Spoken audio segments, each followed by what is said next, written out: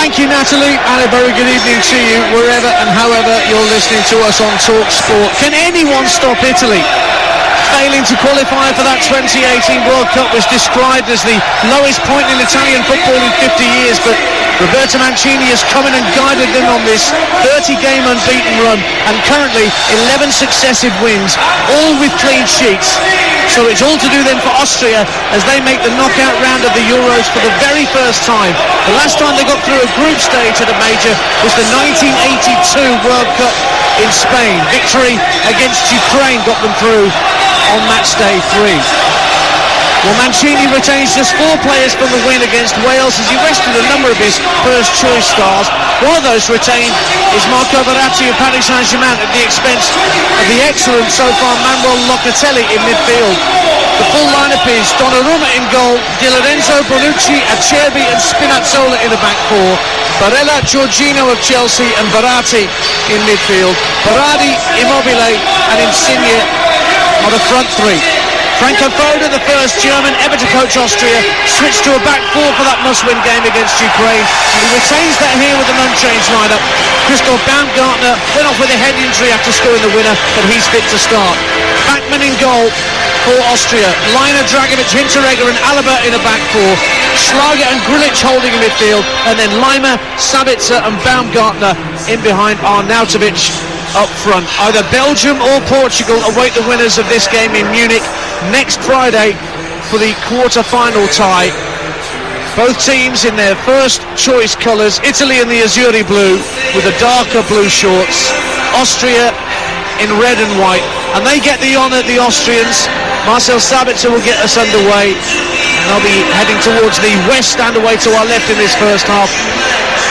We are underway on Talk Sport here at Wembley Stadium, and Austria immediately feed the ball back to Daniel Bachmann, who just drops the shoulder to get away from Ciro Immobile and sends a long ball downfield looking for Arnautovic, and Italy win a free kick with Jorginho barged over on the halfway line by Florian Grilic. Matt Holland's with me this evening. Looking forward to this one, Dance. The hairs on the back of my neck standing up at the national anthems. Great to be at a stadium, great atmosphere. I think it's fair to say that the Italian fans outnumber the Austrian ones by some distance. There's only 1 or 2 Austrian flags that we've spotted, and mostly Italian tricolours.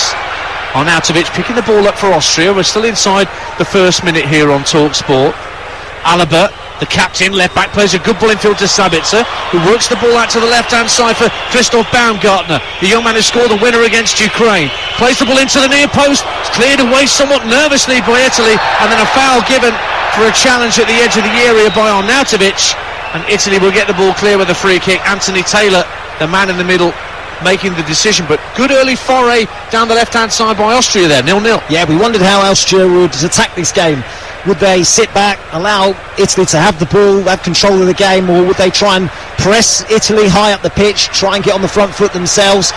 They're very good actually from wide areas. Good run from Baumgartner down the left-hand side, and the cross caused a bit of confusion inside the Italian defence, but they managed to clear, and it's a free kick, and actually it's an early yellow card, it looks like, for Marco Arnautovic. Correct. His challenge on Barella sees him go straight into Anthony Taylor's notebook, and we know how fiery Marco Arnautovic can be. How much of a problem will that be for the way he wants to put himself about, particularly up against Bonucci and Acerbi? Long ball downfield as Italy try and catch in behind Austria, but they can't do so. It just skips through the ball to Daniel Bachmann of Watford, and it's sent out by Dragovic to the right-hand side, where Stefan Leiner gets away from his man. Good strong run down the right-hand side by Schlager, who's full of running for Austria. Good ball infield, just gets away from Sabitzer, and Italy win it back and look up to the halfway line for Immobile, but he's dispossessed and Austria have it back. 2 minutes gone on Talk Sport, 0-0 at Wembley Stadium earlier today, as I'm sure you will be aware. Denmark knocked Wales out of the tournament, a 4-0 win in that game in Amsterdam. It's the end of the road for the Welsh Dragons. Back with Leonardo Bonucci for Italy inside his own half. Just to his left is Francesco Acerbi of Lazio, plays a ball over halfway, looking to get Insigne into the game, but it's won back by Austria, trying to snap into the challenges. Immobile lays it off to Di Lorenzo, the right back. Good ball out to this near touchline where it's picked up by Domenico Berardi. Berardi up to the right hand corner of the area, tried to clip the ball into the box, but equal to that was Martin Hinteregger, and Austria clear, 0-0. It's quite interesting actually, the two wide forwards for Italy. Berardi on this right hand side, actually left footed, wants to come inside, get his crosses with his left foot or get his shots away. Insigne on the left hand side, right footed, and likewise wants to come inside. Ball slid through to try and get Berardi away. He just switched positions for a moment, but he just couldn't control it, and he goes out of play for an Austrian goal kick. They've never met, these two, at a Euros tournament at least. Italy unbeaten in 13 matches against Austria, dating back to an Austrian win in Naples back in 1960, would you believe. Liner gives the ball back to Dragovic, wearing number 3. Once had a loan period at Leicester City, you may remember, a few years ago in the Premier League, Alexander Dragovic. Now here's Alaba, off to Real Madrid after such a wonderful long spell at Bayern Munich. Good ball down the left, finds Sabitzer. Early ball in field, trying to find Arnautovic, but that was well dealt with by Acerbi. And away come Italy, trying to release Immobile through the middle. Heavy touch, allowed Grilic to come back and win possession for Austria. That's a worry for Austria. Immobile's pace around the two centre-backs, Dragovic and Hinteregger, they're not the quickest. You can see already there's a couple of times Italy have picked the ball up, they're looking to spin in behind and get Immobile on track and trying to get him behind that Austrian defence. David Alaba allowed to carry the ball quite a way down the left-hand side for Austria. Savitzer's on this near touchline to help him, but he couldn't keep it in play as Alaba gave it back to him. So Italy have themselves a throw-in level with the edge of their own penalty area. They twice scored 3 in the group stages, Italy. Previously never scored more than 2 in a European finals match, and of course they've yet to concede. They haven't conceded in 11 games. And the last player to score against them was... Do you know the answer? You do, because you told me earlier and I didn't know. Donny van der Beek for the Netherlands. In a friendly. So they've kept it pretty tight at the back, though it's not the Catenaccio style that you might remember from Italian sides of old. There's a great deal of flair. And he made that change, Roberto Mancini, to keep Marco Verratti in the side at the expense of Manuel Locatelli, playing on the left-hand side of that 3 in midfield for the Italians. And there's a free kick gone against Italy for a foul on Grilic. Soft one, wasn't it? It was Berardi who was the man punished. And so it's a free kick. In fact, Barella was the man who committed the foul, forgive me. For a high boot, but it was 6-1, half a dozen the other. Both feet similar height. 5.5 minutes gone on Talk Sport here at Wembley Stadium. Ian Dancer and Matt Holland with you. It's Italy 0, Austria 0. And Verratti trying to wriggle away from challenges, and Jorginho send the ball out to the right hand side. Barella's early ball into the box, looking to get Immobile away, and he's clashed with Bachmann, who's not happy with the sliding challenge from the Italian forward. Feels he was stamped on the leg by the Italian centre forward as he remonstrates with Anthony Taylor, Daniel Bachmann. But it is a free kick to Austria, 0-0. Well, that's the third time they've tried to get him in behind Immobile, in between the two centre-backs. It's an excellent run, he's onside, and he's actually tried to pull out of the challenge, I think, with the goalkeeper, Anthony Taylor. Yeah, it's a free kick, absolutely, but no yellow card. Dragovic sends the ball up to halfway, but Austria lose it. It's one back for Italy, played through the midfield, but good challenge, wins it back.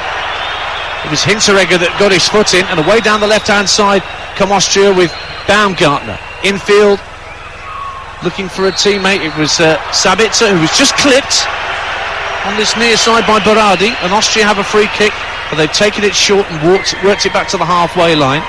Hinteregger leaves it for Florian Grilic of Hoffenheim. Back to Dragovic, who plays an early ball out to the right-hand side for Stefan Liner. Liner gets good progress down the right-hand side, gets to the midway point of the Italian half, and then works it back infield to Grilic. Arnautovic has come short, holding off the challenge, and finds Alaba on the inside left channel. Further out left to Baumgartner for Austria, level with the edge of the Italian box, jinking away from Di Lorenzo. Baumgartner tries to clip the ball into the box, but it's headed away from the edge of the area. But Austria retain possession with the second ball, 0-0. Has been a bright start, hasn't it, from Austria? They are full of energy, particularly in midfield. Schlager, Lima, they've got real energy about them. Sabitzer dropping deep here just to keep the ball away from Insigne. Now Liner sends it down the right hand side for Schlager, full of running, but across comes Acerbi. Good defending from Francesco Acerbi, and away come Italy down the left hand side with Verratti, who's got Insigne going up directly ahead of him down the touchline, but it's It's gone back to halfway instead. Lovely skill from Spinazzola down the left-hand side, coming infield towards the edge of the area, looking to get his man in, but Berardi just couldn't spin away from his man quickly enough. And it's back with Austria, bring it clear, 0-0. Yeah, crowded out. It was Schlager, actually, the centre midfielder, who got back and made the challenge. I like Marcel Sabitzer for Austria as well. Very clever, gets himself into some good positions in an attacking sense, but he's got a big job in his hands, I think, defensively tonight as well, to try and get around Jorginho. He's trying to set Alaba away down this left-hand side. He found Alaba, but the first touch allowed Di Lorenzo to get it back, and now away comes Berardi for Italy. Options left and right, plays it to the right-hand side. Can Barella keep it in play? He can. 10 yards from the corner flag, but then Hinteregger gets a foot in. Schlager's there to help him out, and Grilic has the option to roll it back to his goalkeeper, Daniel Bachmann, which he does. He's only winning, Daniel Bachmann, his 6th cap for Austria tonight. The 3 goalkeepers selected have won less than 20 caps between them. What about Donnarumma in the Italian goal? He's only 22 years of age. This is his 30th game tonight for Italy. Played over 200 times for Milan as well, Gianluigi Donnarumma. And he is a huge, hulking figure to get past in the Italian goal. Long ball forward for Austria, trying to get Baumgartner away, but it's come to be dealt with by Leonardo Bonucci. The one veteran that is playing tonight, of course, is pal Giorgino Chiellini, unavailable for selection. He's not even on the substitutes bench, nor is Marco Friedl for Austria, so neither manager has a full complement of subs to pick from here at Wembley tonight. We're approaching the 10-minute mark on Talk Sport. Ian Dancer and Matt Holland with you at Wembley Stadium. Italy 0, Austria 0. Italy just calmly keeping possession in their own half. Austria well set, it seems, in their defensive formation. Di Lorenzo plays the ball forward, trying to release Berardi down the right-hand side, but again there's red and white Austrian shirts nicking the ball back, and it's on halfway with Baumgartner, and he slides in Stefan Leiner. Good strong run from him down the right-hand side, clips the ball to the far post. Arnautovic is easily beaten to the ball by Di Lorenzo, and his header clear might drop in central midfield for Dragovic, coming forward from the back for Austria. And now away come Italy, down the left-hand side, looking to release Immobile. Immobile gets up towards the edge of the area, just cuts inside, plays it out to the right-hand side of the box, and Berardi trying to get the ball onto his left for a strike, but he runs into Schlager. Good defending again from Xaver Schlager, but they've not cleared it. It's Verratti for Italy, inside the box, left-hand side, drives it well wide in the end. Couldn't quite wrap his foot round it. It was Spinazzola with the final effort. Goal kick to Austria. And the first signs of Italy looking properly menacing around the Austrian box, 0-0. Yeah, Berardi on that right-hand side, I said, looking to cut inside and get his shot away with his left foot, causing all sorts of issues inside that Austrian penalty area. And Spinazzola, he gets forward so well, doesn't he, from left back. He finds himself in the penalty box, getting the shot away. Doesn't get it on target. 11 gone on Talk Sport. Italy 0, Austria 0. Earlier today, Denmark 4, Wales 0. You'll be hearing from the Welsh manager Robert Page at half-time here on Talk Sport, with Natalie Sawyer alongside us here at Wembley Stadium. We're sat opposite the tunnel side here at Wembley Stadium, in the south stand of the ground, but all around us are the Italian tricolours.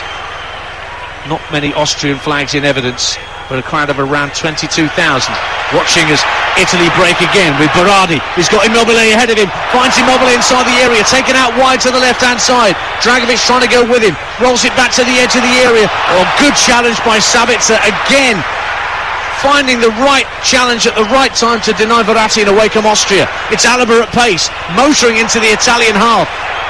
Arnautovic to his right, Baumgartner to his left, picks out Baumgartner, level with the area. He rolls it back for Sabitzer. Sabitzer calms it down a little and goes infield to Grilic in the centre of the Italian half. Now Leiner goes back to Dragovic. Few whistles go up from the Italians here inside Wembley Stadium. Don't like the opposition having too much possession, but they're quite calm with it at the moment, Austria. Sabitzer again goes back to Hinteregger on halfway. Square for Dragovic just to the right of the centre circle. Trots forward 5 yards or so and looks to release Leiner down the right-hand side. Can he keep it in play? He can. Good ball into the box. It's headed away by Verratti. Austria trying to pick up the second ball, and they've got it back again with Dragovic here. Sabitzer just turning away from a couple of blue Italian shirts. Baumgartner lets the ball trickle under his boot, works it out left for Alaba. Alaba tries a first-time cross, bounces off Di Lorenzo, and out of play for an Austrian throw, 0-0. Well, crosses are a big part of this Austrian team's game. And Alaba and Line are the two fullbacks, love to get forward. They don't even think about it. They get half a yard, and can they deliver? Stefan Leiner again, right-hand side, whips an early cross, but it's a comfortable claim for Donnarumma at his near post. It was too close to him, and no Austrian players anywhere near him. Bowls it out early for Verratti, trying to release Insigne down the left-hand side. Austrian players trying to float back, but Insigne's worked his way into the area, tries a right-footed shot, and it's comfortably claimed by Daniel Bachmann, plunging away to his left, 0-0. Yeah, comfortable save from Bachmann. Not too much power on the shot from Insigne. You see what he's trying to do, trying to bend into that far corner. Didn't quite get the direction or the power. A great break from Italy. Immobile's movement is really causing the two centre-backs a problem. He's pulling onto the shoulder, he's finding space. There's room in behind them as well. Ball out of defence from Austria, picked up quickly by Di Lorenzo for Italy. Now Berardi looks infield for Barella, trying to find Immobile at the edge of the area. Breaks for Insigne, leaves it for Verratti. Out to the left-hand side, and Spinazzola, as the Italians keep the ball inside the Austrian half. Lovely one-touch football between Jorginho and Verratti. Jorginho of Chelsea has it again. Looks up, looks for an option to his left, and he's found Insigne darting towards the area. Runs into a challenge, but Verratti picks up the loose ball. Held up by Immobile. And in the end, Italy have to go back into the centre circle for Bonucci. Not a lot of space infield. Barella now trying to make some room. Insigne 25 yards out, thought about a drive. Important touch from Dragovic, and volleyed away from the penalty area by Alaba. Arnautovic can't win the initial header, but it's brought away nonetheless by Baumgartner for Austria. We've played 15 minutes on TalkSport. Italy 0, Austria 0 in this round of 16. Time for the right to face either Belgium or Portugal. Next Friday, of course, Belgium, Portugal at this time tomorrow on TalkSport. Matt Holland will be covering that game as well, alongside Jim Proudfoot and Adrian Durham. Before that, the Netherlands against the Czech Republic from 5, Dan Windle, Adam Bridge and Trevor Sinclair for that game in Budapest. Here at Wembley, Austria in possession with Dragovic, looking for Leiner on the right-hand side. Back again for Dragovic, who fires a ball into the feet of Arnautovic. Gives it back to Sabitzer. Sabitzer looks infield for Arnautovic. Now Grilic picks it up just ahead of the centre circle. Drilled out to the left-hand side, but Baumgartner won't keep that in play. Hit too firmly by Rodion Grilic. Throw into Italy, 0-0. Yeah, he's annoyed himself, Grilic. That ball out to the left-hand side didn't quite find its target, but he's an important cog in this Austrian team. And he just sits in front of the back four. He snuffs out some of the runs from the Italian midfielders, and he's good in possession as well. He was excellent against the Ukraine. Acerbi looks out to the left-hand side for Spinazzola, looking to drive at the fullback. Ball into the air, it goes behind Immobile. Driven goalwards! Wonderful save by Daniel Bachmann. It was driven goalwards by Barella, and he just got his right boot on it and diverted it clear. Italy have it again. Acerbi playing it into Insigne. Verratti out to the left-hand side, and Spinazzola again. Up against Leiner. Tries to play a 1-2 at the edge of the area, but there are enough red and white shirts back there to snuff out the danger. Leiner clears downfield, straight onto the head of Acerbi, and they protect the ball well, the Italians. But there's your first shot on target from Barella, Matt Holland, 0-0. Yeah, they're just starting to gain a bit of control in the game now, aren't they? A bit more possession of the ball, creating chances. It's a good save from Bachmann. It's in the right place to just kick it away as he went to ground with his right boot.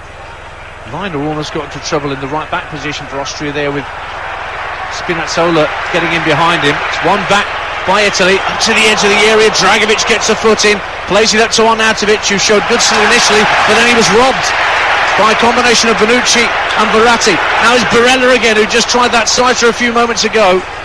Latest effort blocked by the wall of red and white at the edge of the box. Verratti's carried on where he left off against Wales. I thought it was pretty hard really on Locatelli after he's so impressive in this tournament. A couple of goals against Switzerland, but Verratti has been superb at the start of this game, winning possession back for his team, keeping it ticking over when he gets it.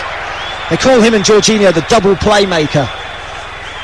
Ball over the top, trying to get Arnautovic in behind Bonucci, and he is in behind, edge of the area, tries to volley it goalwards. It just wouldn't sit down for him, and it sails over the crossbar. For the first moment of nervousness at the back for Italy, 0-0. Well, it's just a hopeful ball, really, over the top. And he had the pace to beat Panucci. It sits up really nicely for him on the volley from about 25 yards out. He gets too much on it and it's over the bar. I've just seen a replay of the Barella chance.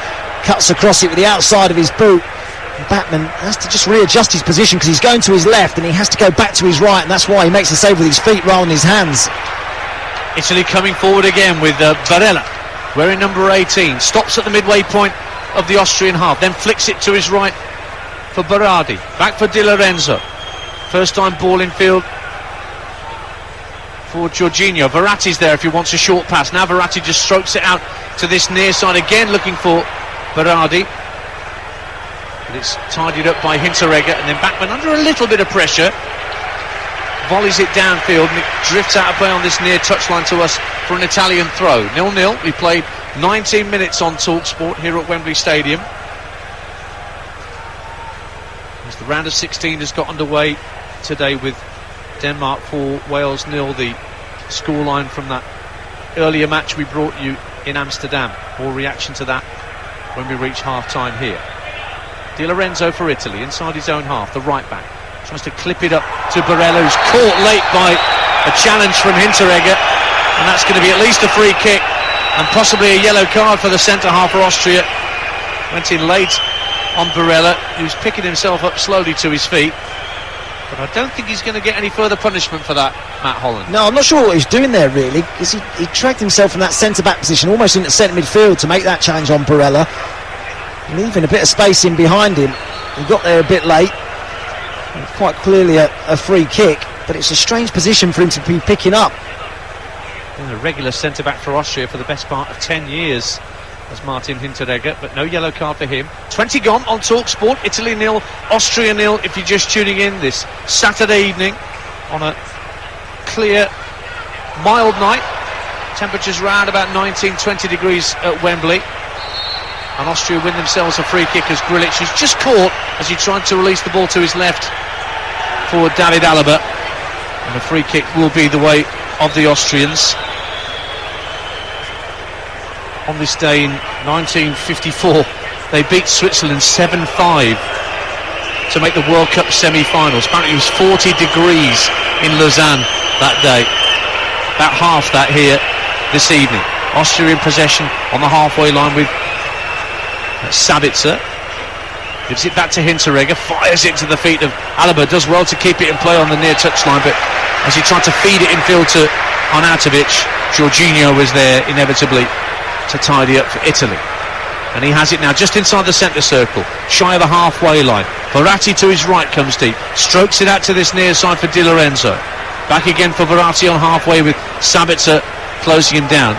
Neat little ball over halfway, and it's rolled out now to this near side for Berardi. Barella's gone ahead of him. They do like to swap those two, don't they? Berardi and Barella, Matt Holland, in terms of right-sided midfielder or forward. Yeah, they do. There's good interchanging actually throughout this Italian team. You know, as I said to you before, Berardi and Insigne like to narrow off. It allows the full-backs the space to get on down the flanks as well, as Spinazzola is now. Getting to the byline, left-hand side, Spinazzola. He took it out of play before he could whip his left foot round it to cross it in. It was good defending by Stefan Leiner as well, in fairness to him. And it goes out of play for an Austrian goal kick. 0-0 with 21 minutes gone on TalkSport. Yeah, it's a team, the Italian side, that's built on partnerships. And you can see Jorginho and Verratti in midfield look very comfortable playing with each other. Two centre-backs. Actually, it was a big call, wasn't it? Acerbi as well at centre-half today. A lot of people thought that Bastoni might have got the nod. I certainly thought so. Yeah, with Chiellini injured, but it's the Serbian Bonucci at centre-back. Made his debut at 31 years of age. Acerbi is 33 now. A late bloomer in the Italian squad, you might say. Austria win the ball back in their left-back position. Alaba, there's a real high press from Italy, and Grilic gives the ball back to his goalkeeper, who slightly hurriedly clears it out to the left-hand side, looking for Lima. But that's currently Italy's ball, but Lima steps in. There's a Lima and a Liner out there. So if you're listening on medium wave, this might be slightly tougher for you. But just so you know, there's one who's spelt with an M and one that's spelt with an N. Yeah, one's at right back and one's at right midfield. It's not easy. Now Verratti gets to the edge of the area, looks for Barella. He was dispossessed. He Didn't realise there were players thundering in behind him to pick his pocket, but Italy have it back. Down the right-hand side with Gaetano Berardi, right-hand corner of the box. Bit of space made for him by Alaba going one way, and it's worked back instead to Acerbi. Out to the left-hand side. Insigne's got Spinazzola out there with him. Flicks it back to Verratti, left-hand corner of the box. Again, red and white shirts converge on Marco Verratti and win it back for Austria. Clip forward. There's Schlager looking for Arnautovic on halfway. Drops in the centre circle onto the head of Di Lorenzo, and Italy have it back. Keeping play in this half of the field away to our right-hand side, towards the east stand. Here's Marco Verratti. Great work again by Schlager. He's everywhere trying to win the ball back for Austria. Has to go back into the centre circle for Bonucci, 0-0. They're really organised without the ball, Austria. When they lose it, they get themselves into a 4-5-1. Just leave Arnautovic up top. He's an out ball then, if you can put it forward, he's a nuisance. He puts himself against the centre-backs. He's good in the air, holds the ball up well, and it gives them a chance to get up in support with him. But they do get themselves back into a really good shape when they lose the ball. Jorginho up to the edge of the area. Immobile, awkward touch for him, but he did well to keep possession and found Jorginho again. To his left is Verratti in the centre of the Austrian half. Out to Insigne, left-hand corner of the area. Just rolls it back a few yards for Acerbi, who's almost playing like a left winger at the minute. The other centre half for Italy. Spinazzola's like a left-sided forward. They're flooding players into the Austrian half and trying some fluid positional changes to unsettle the Austrians. They've had to go back to halfway, and then ball sent downfield by Barella. Can Immobile bring it down? He's onside, but back comes Alaba and gets a vital touch. It was just a hit and hope downfield by Barella. Comes out to Insigne, into the box. Verratti trying to draw his man, put behind for a corner kick right at the last second by Alexander Dragovic. Italy's first corner of the game as we reach 25 minutes on TalkSport, 0-0. Well, that would have gone to VAR, and I think he would have been onside, because I think it's Stefan Leiner, the right back, that plays him on. Unfortunately for Italy, and Immobile, he couldn't get his touch right, but it is a corner.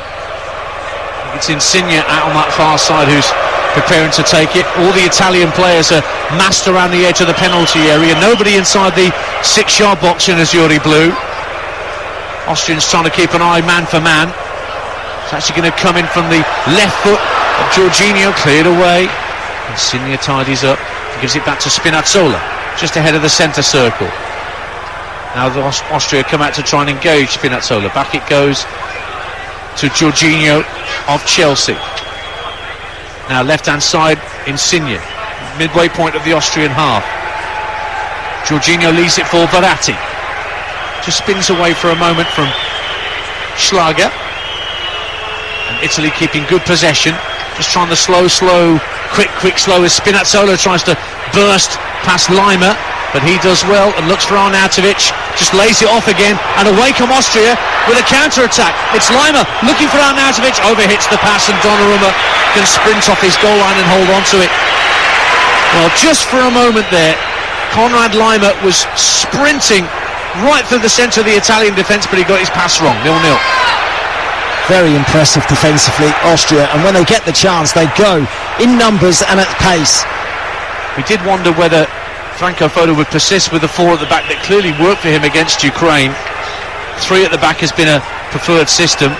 Now Alaba trying to release Baumgartner in behind Di Lorenzo, and Di Lorenzo goes down at the edge of his own penalty area. Little nudge in the back from Baumgartner. Free kick to Italy. 0-0 on TalkSport. 26 gone. Yeah, Austria defensively, the distances between that back 4 are very close, very tight. The midfield likewise sitting in front of them. Italy have had the majority of it. Don't get me wrong, they've had the most attempts and they've had the most possession. Austria carry a threat, not more so than we saw when Arnautovic went in behind Bonucci and got his shot away. That's the former Republic of Ireland midfielder Matt Holland you can hear alongside Ian Danta here at Wembley Stadium. Actually, the skipper and I were together when Italy reached the round of 16 5 years ago in France, and they beat Spain by 2-0. Ended up losing in a dreadful penalty shootout against Germany. Not so long later in Bordeaux, I think that was, when basically if you played for a Premier League side, you missed your penalty. Now here's Dragovic for Austria. We've played 27.5 minutes, 0-0, and Leiner couldn't keep the ball in play out on that right flank for Austria. Ironic jeers go around the stadium from the Italian faithful. and the Azzurri Blue have a throw in which is sent back to Acerbi. Just clips the ball along the 18-yard line, left to right, and switches play to this near side. And Giovanni Di Lorenzo of Napoli. Bonucci, a Juve stalwart, spent a couple of years away from Juve, of course, but came back to Turin to win more titles. Now Insigne, down the left-hand side, midway point of the Austrian half. Plays the ball in to Immobile. Under pressure, Immobile just had to give the ball back into midfield, where Verratti and Jorginho just calmed things down for the Italians. Now it's with Di Lorenzo again, the right back. Looks for Barella, just over halfway. Alaba has come out to close down the space. So Di Lorenzo goes infield to the left-sided centre-half, Acerbi. Out to the left-hand side, and it's Verratti trying to spin away from the attentions of Lima. Goes down Verratti, free kick to Italy, right on the left-hand touchline, taken quickly, trying to release Insigne down the left-hand side of the box, needs support from teammates, just lofts the ball to the far post, goes beyond Barella, who will chase out to this near touchline and keep it in play for Italy.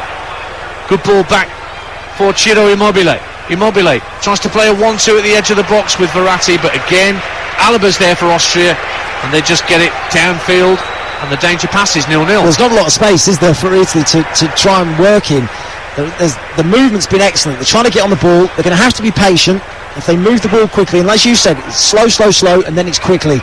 Someone makes a run, or they run with the ball, they beat someone. That might be the way forward. Spinazzola down the left-hand side of the box, just lays it off to Insigne, plays the ball along the deck, just inside the area, but everybody stood still apart from Alaba, who just calmly strolled out of the box and took it clear. One back by Grilic. Good ball for Arnautovic, and Austria can get play going as they counter-attack in this first half. 0-0 on the half hour. Here's Baumgartner looking to release Arnautovic, and Di Lorenzo puts his foot in and puts it out of play. There are a few whistles thinking that Verratti was caught for a foul, but Anthony Taylor said nothing doing. 0-0. I'm just having a quick look at it now. It looks like a foul. Lima comes across him, uses his arms, brings him to ground, and maybe went down a fraction easily, but it did look a foul. It's right in front of Anthony Taylor.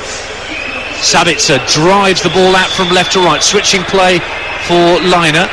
Goes infield for Schlager. Now inside the centre circle, it's Hinteregger for Austria, who are holding Italy at bay so far here at Wembley Stadium. Drilled out to David Alaba, their talisman. Can play pretty much anywhere, as many of you will know from his time at Bayern Munich, not just Austria. Playing at left back tonight, and he's in possession again, the skipper for Austria. Rolls it back to Hinteregger on halfway. Short ball into the Italian half of Grilic. He lays it off for Dragovic, the centre half. Liner again, the right hand side, is assisted by Schlager. Laid off again to Hinteregger. They're just creeping forward, Austria. Now Hinteregger with a long ball forward down to the edge of the area, and a couple of players, Schlager and Arnautovic, got in each other's way, and the ball just balloons up and comfortably into the arms of Donnarumma. 0-0. Yeah, not sure what that was really from Schlager. He was just trying to bring it in to his body, or whether he's trying to play Arnautovic in, but either way he got it wrong. Actually, I think Italy would prefer that Austria come onto them and leaves a little space in behind. Verratti takes a quick free kick, and Immobile looks for a searching ball right to left. What a pass to find Insigne, who brings the ball in field. He was being watched well though by Lina. Forward strides Acerbi from the back. Immobile picks it up again, tries a pot shot and hits the angle of post and bar. Wonderful effort from Ciro Immobile. Bagman was standing still on his goal line, and the ball smacked against the angle of post and bar, and behind for a goal kick to Austria. 0-0. How close was that, Matt Holland? Wow, what a hit from Immobile. He looked very little on. He's 30-35 yards from goal. He's looking around, he's assessing his options, but there's nobody around him to close him down, so he thinks, why not, I'll have a go. Backman rooted to the spot, doesn't even move, and it crashes right off the angle of post and bar. What a hit. He's so unlucky. He's hot to trot at the minute, Immobile. 4 in 4, 5 in 6 for Italy, after what was a fairly lacklustre start to life as an international footballer.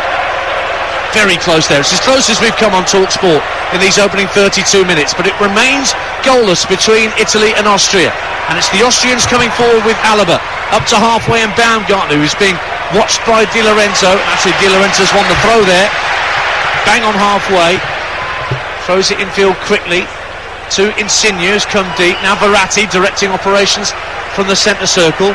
Plays it out left to Acerbi, the centre half one. Spinazzola now. Leaves it for Verratti. Now Insigne clips the ball out to the right-hand side for Barella. Lays it off for Di Lorenzo. Real deep setup from the Austrians. Nobody anywhere near the centre circle, for example, as Di Lorenzo tries to barrel his way through a couple of challenges, but Baumgartner does well, finds Alaba, who clips the ball up to the halfway line, but Bonucci comfortably deals with Arnautovic at that occasion. He's got to do a bit better for me, Marko Arnautovic, in terms of his hold-up play, because they're working so hard to win the ball back. Berardi looking for Immobile to try another snapshot at the edge of the area. Hinteregger blocks it right at the edge of the area this time. Just saying, they're working so hard to win the ball back. When it does go forward, he's got to work a bit harder to try and get a hold of the ball for his team. Is that anything to do with his early yellow card? Will that be playing on his mind for Arnautovic? I mean, possibly, but I still think, even there, he was a bit slow to react, and quite clearly see that the ball was going to go down this left-hand side, and Bonucci read it ahead of him quite comfortably. He just needs to work a bit harder. Just over 10 minutes to half-time on Talk Sport. Ian Dancer and Matt Holland with you live at Wembley Stadium. Italy 0, Austria 0. Earlier today, Denmark 4, Wales 0. Ending Robert Page's side's involvement in the tournament. Here's Alaba for Austria, clipping the ball neatly up to Sabitzer, laid off by Baumgartner, and now he's trying to pick the ball up again. Was he challenged by Verratti? Free kick awarded by Anthony Taylor in the centre of the Italian half. The hands held out by Verratti in a plea to referee Anthony Taylor, but it's a free kick to the Austrians, 0-0. Yeah, but he's saying he didn't actually touch him, and he didn't. Baumgartner sort of jumped over Verratti, and he's won that for his team because there was no contact at all. Good position for David Alaba now to swing it across. Well, it's all about the assists for Alaba. He's the crucial cog in the Austrian wheel when it comes to creating goal-scoring chances, and he will take the free kick. It's to the left of centre, almost at the midway point of the Italian half. Few Austrian fans on the far side get their voices up. In comes the free kick, comfortably headed clear by Spinazzola. But it'll drift out to the right-hand side where Lima lets it run out of play for an Austrian throw. So that first free kick comes to nothing, 0-0. It wasn't the best ball in, but it was a really good defensive line from Italy. 25 yards out, they didn't drop too early, defended it well. Throw to Austria then, looking to get Arnautovic away down the right-hand side, looking to out-muscle Acerbi. He's done really well, Arnautovic. Gets inside the area, lays it off to Schlager. Ball to the far post, well claimed by Donnarumma, showing all his strength, and he clattered into Baumgartner as he won it. Baumgartner's come off worse. Remember, he got a bad head injury after scoring the winner against Ukraine, and the Austrian physios have been called straight on to deal with Baumgartner after Donnarumma clattered into him when he won the ball. Lovely little bit of skill that initially from Arnautovic to beat Verratti and Acerbi, and then excellent goalkeeping from Donnarumma. There's always a worry, particularly with Baumgartner, who picked up that head injury in their last game against Ukraine. He didn't see, unbelievably, Donnarumma coming, and Donnarumma's ribcage just collided with the forehead and threw Baumgartner's head back, and then he fell to the turf. He's just sitting up, holding the back of his neck, as you might expect after a collision like that with a goalkeeper the size of Gianluigi Donnarumma. Something for Franco Foda to think about. He had ice on his neck after that game against Ukraine. He's been in the wars, the kid, isn't he? Poor lad. But he's back on his feet, the 21-year-old, and should be okay to continue, I imagine, as long as the physios are happy with the concussion protocols that I'm sure they're following. 37 and a half minutes gone on Talk Sports. Italy 0, Austria 0 for the right to face Belgium and Portugal. That's live tomorrow night from 8 on Talk Sport, that game in Seville. Adrian Durham, your host, Jim Proudfoot and Matt Holland, your commentary team for that game. Before that, at 5 o'clock, it's the Netherlands, who've also been excellent in the group stage against the Czech Republic. Dan Windle, your host, Adam Bridge and Trevor Sinclair, the commentary team. That gets underway at 5 o'clock on Talk Sport. the game's in Budapest. Throw into Austria as things are back underway. We've got the full complement of 11 against 11 as well. Baumgartner's back on, thankfully. None the worse for where it seems for that clash with Donnarumma. And Sabitzer tries to release on out of it down the right-hand side. He's in a race with Bonucci. Gets there first, down the right-hand side, but he just checks his run for a moment, slows things down and works it infield to Schlager. Out to the right-hand side and Liner. Liner tried to cross the ball in. What a challenge from Insigne, sliding in to put it out for a throw. 0-0. Much better from Arnautovic though. I said about his hold-up play, it needs to improve. It was excellent initially when the ball came up to him, flicked it round the corner, carried his run on, got his team 40 yards up the pitch. They've struggled really to get him in the game as much as they'd like to have done, but that was much better from him. Austria throw the ball back and keep possession on the halfway line with Hinteregger. Turns and gives the ball back to Daniel Bachmann, who only got in as Watford's number one goalkeeper when Ben Foster broke a finger and kept his place right through to the end of the season, and of course promotion to the Premier League. He clears downfield. It's Baumgartner, left-hand side. Alaba going on the outside of him, level with the edge of the Italian box, trying to spin away from Di Lorenzo. Plays the ball infield to Florian Grilic. Grilic with a diagonal ball looking for Liner, right-hand side of the box. He manages to head the ball across the face of goal, but there's nobody there to pick up what was a fairly tame header, and instead Donnarumma stoops and picks it up. 0-0. Yeah, a bit of a waste really, because that was a good opportunity for Austria. Down the left-hand side, Alaba was forced back, and Grilic's cross was nothing really. Away from goal, Italy defended it fairly comfortably. And here the Italian fans, because there's so many more of them than there are Austrian supporters, just trying to urge their team on. I think there has to be an element of patience against a really well-drilled, organised Austria side. Matt Holland and Ian Danter with you on Talk Sport. Roberto Mancini already has that light grey jacket off. He's just standing in his shirt and tie opposite us. Franco Foda all in black in the Austrian technical area, as Bonucci carries the ball into the Austrian half. Just clips the ball over the top for Insigne. The flag hasn't gone up, of course. He's kept it in play. Rolls it back to the right-hand corner of the box and Verratti. Infield it goes for Jorginho, across for Verratti. Further across to the Italian left. Corner of the box, Spinazzola looking to take on his man. Good defending by Lima. And then the offside flag finally goes up about 10 seconds, maybe 20, after Insigne made the initial run. 0-0. Oh, it had to be offside, surely. I mean, he was only looking at the replay 5 yards off. It was a wonderful ball over the top actually from Bonucci, but he was quite clearly offside, and anyone can see that. Here's Sabitzer as play restarts. Good ball infield, left by Alaba for Baumgartner, but he runs into Verratti. Good ball played through to Immobile, centre of the Austrian half, works it out left to Insigne, trying to take on Liner down that far side. Spinazzola's gone ahead of him, but a lovely ball back in field for Immobile. Now Barella at the edge of the area, spinning away from Grilic. Into the box it goes. Spinazzola trying to get a shot away, and Austria just, well, anywhere will do. It's just hoofed downfield by Dragovic. 0-0. Yeah, just looking at that midfield three for Italy, Barella's the one that's got the licence to get himself into the box. Jorginho and Verratti want the ball to feet. They want to get on it as much as possible. Barella, out of the three of them, is the one that's trying to get in support of his front players and actually trying to go beyond at times as well. Talk Sport at the Euros at Wembley Stadium, live here with the score Italy 0, Austria 0, and we've got 4.5 minutes plus added time to half time. We'll hear from the Wales manager Robert Page at half time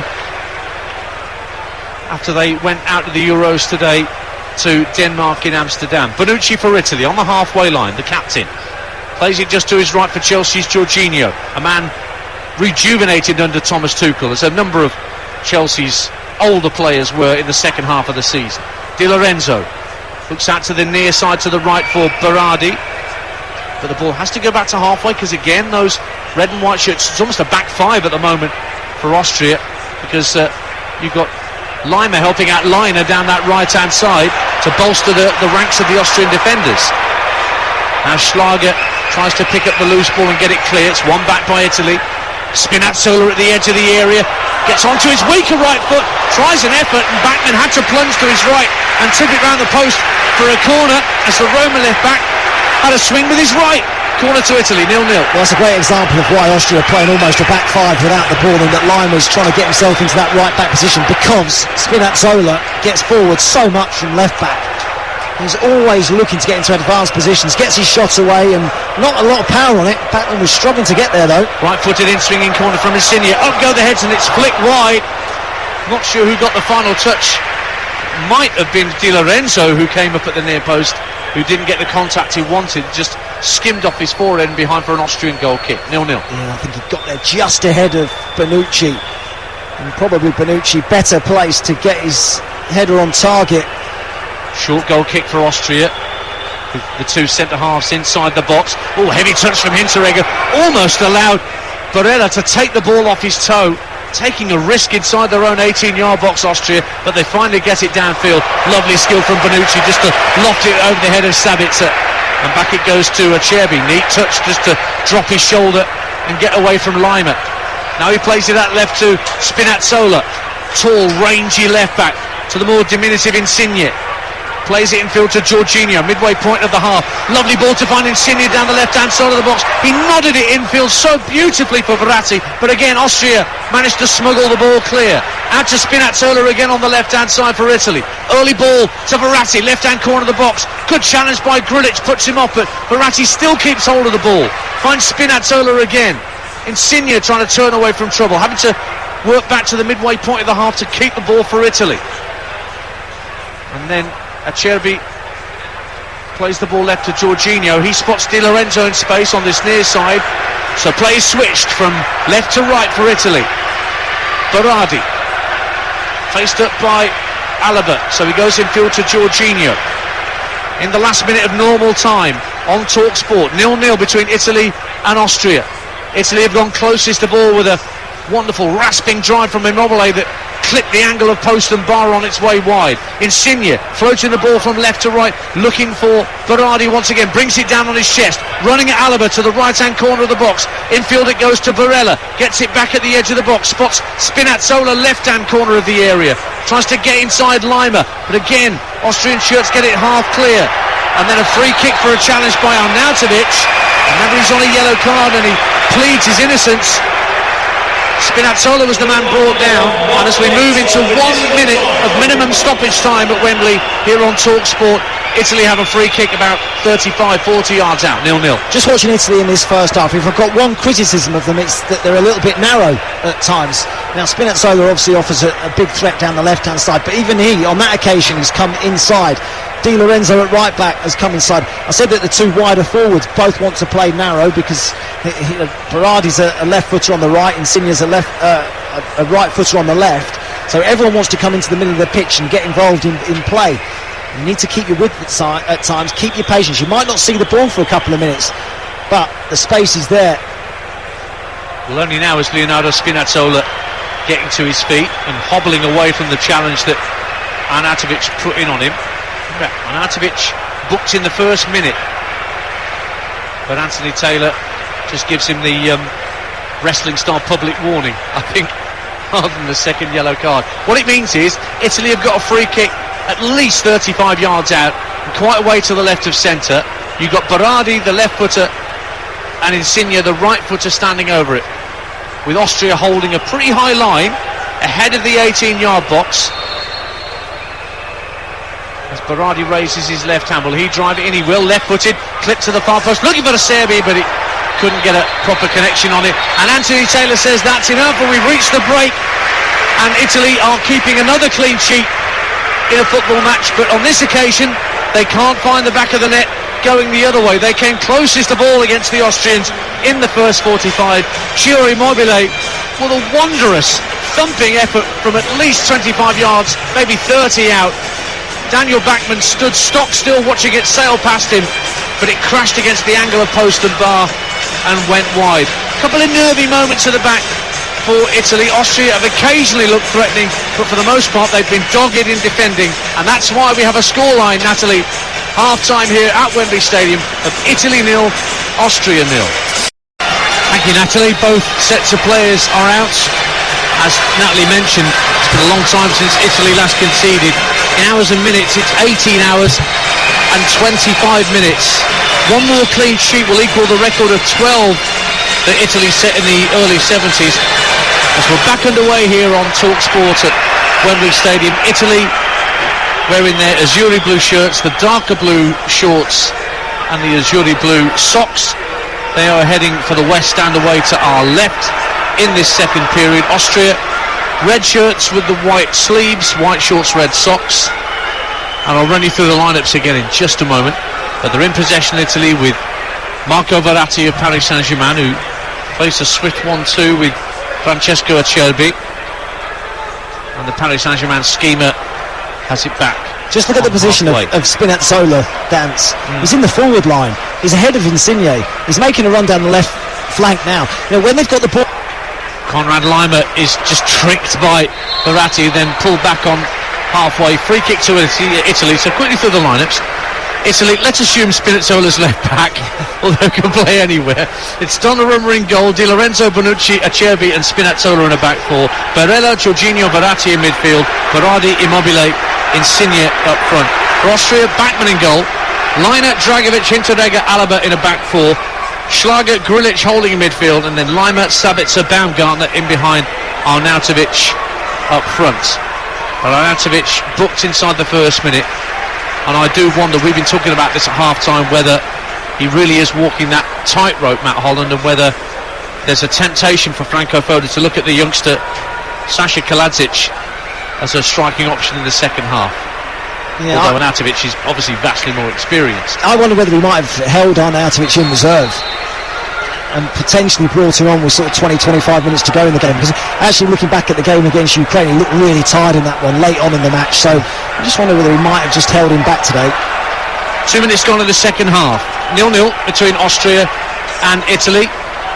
Ball rolled up to Konrad Laimer on halfway. It was well won by Jorginho, and now Immobile came closest to ball in that first half for the Italians. Rolls it just to his right for Barella. Berardi now has it.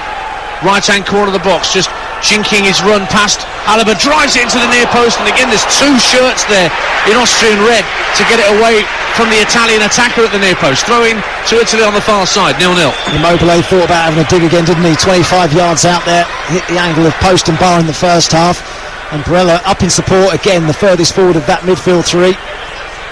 They had 11 shots to 1 in the first half, Italy against Austria, and they're coming forward again with Berardi up to the edge of the area. Immobile takes a touch, thought about a drive, takes it out slightly wide, and when he does finally hit it, it just smacks against the thigh of Hinteregger, and again Austria get it clear as far as halfway. Mistake by Bonucci allows Arnautovic to seize upon it, running at Acerbi, but Bonucci's now got back. Arnautovic goes on the outside of Acerbi, still going in the area. Arnautovic checks onto his right, and then a weak effort that goes across the face of goal, and in fact will trickle out of play on this near side for an Italian throw. But it was a fully 50-60 yard run from Marco Arnautovic to put pressure on Italy. 0-0. Bonucci absolutely furious with himself, miscontrolled the ball on the halfway line, allowed Arnautovic to face up Acerbi 1v1. He twists, he turns, cuts back onto his right foot before eventually getting his shot away, but just scuffs it, well, I say wide, he's gone out for a throw-in. That's how wide it was. It's a proper shank. Arnautovic now lays it off to Baumgartner at the edge of the area. Brilliant challenge from Acerbi when it really needs to be made, but then a foul by Italy gives Austria a free kick right in the D, outside the penalty area. They're surrounding Anthony Taylor in Azzurri blue, but the English referee has given a foul against Baumgartner, and Austria have a free kick in prime position here at Wembley. Yeah, I'm not entirely sure what he's given here. I think he might have given handball. Well, Baumgartner and Jorginho went into a challenge.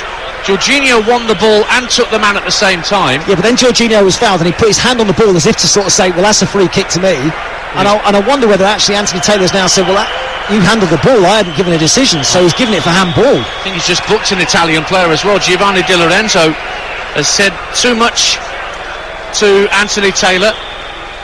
And as Natalie was saying earlier, there was a piece in the Gazzetta dello Sport, Corriere dello Sport, forgive me, claiming that Anthony Taylor's appointment as referee for this fixture was not something that the Italians felt was fair.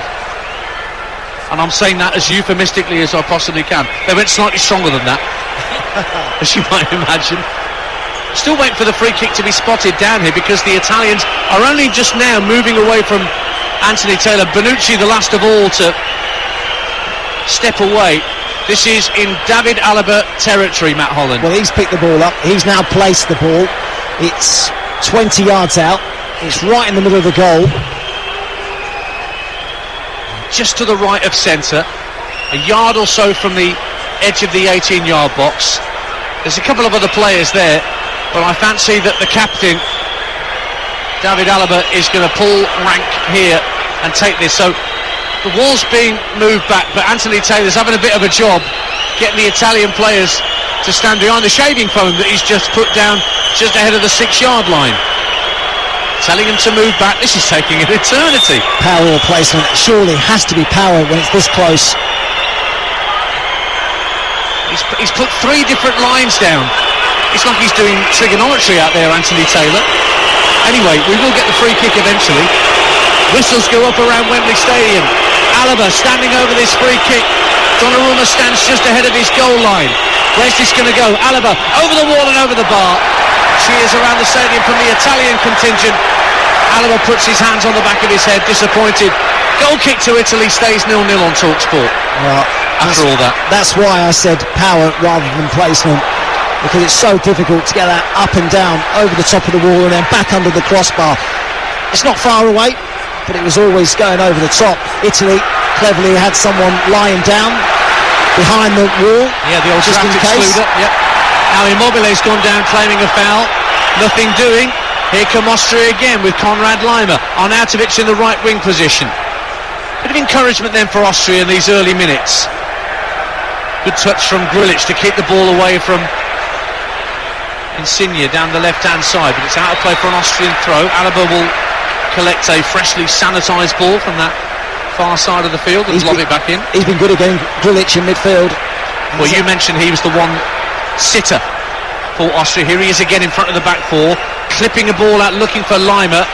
Dropped over his shoulder, he couldn't keep it in front. Just as I was about to say, he's hardly given the ball away. He put one out to the left-hand side in the first half. Well, you didn't have to say it. With him. You didn't have to. Far too honest. Austria have it right-hand side with Laimer. Good ball to Arnautovic, lays it off to Sabitzer. Baumgartner trying to get a twist and turn inside the area. Just can't get away from Di Lorenzo. The right back sticks to his task really well for Italy and then gets a foul as Baumgartner takes him down. Free kick to Italy in their right back position, and everybody wearing the Azzurri blue both on the pitch and in the stands wants retribution for Christoph Baumgartner, but there's no yellow card, it's just a free kick. That looked like a yellow. Lunging in, studs showing. That looked like a yellow card all day. I'll tell you what, actually it's been a really good start, hasn't it, from Austria? The start of this second half, perhaps not what we anticipated.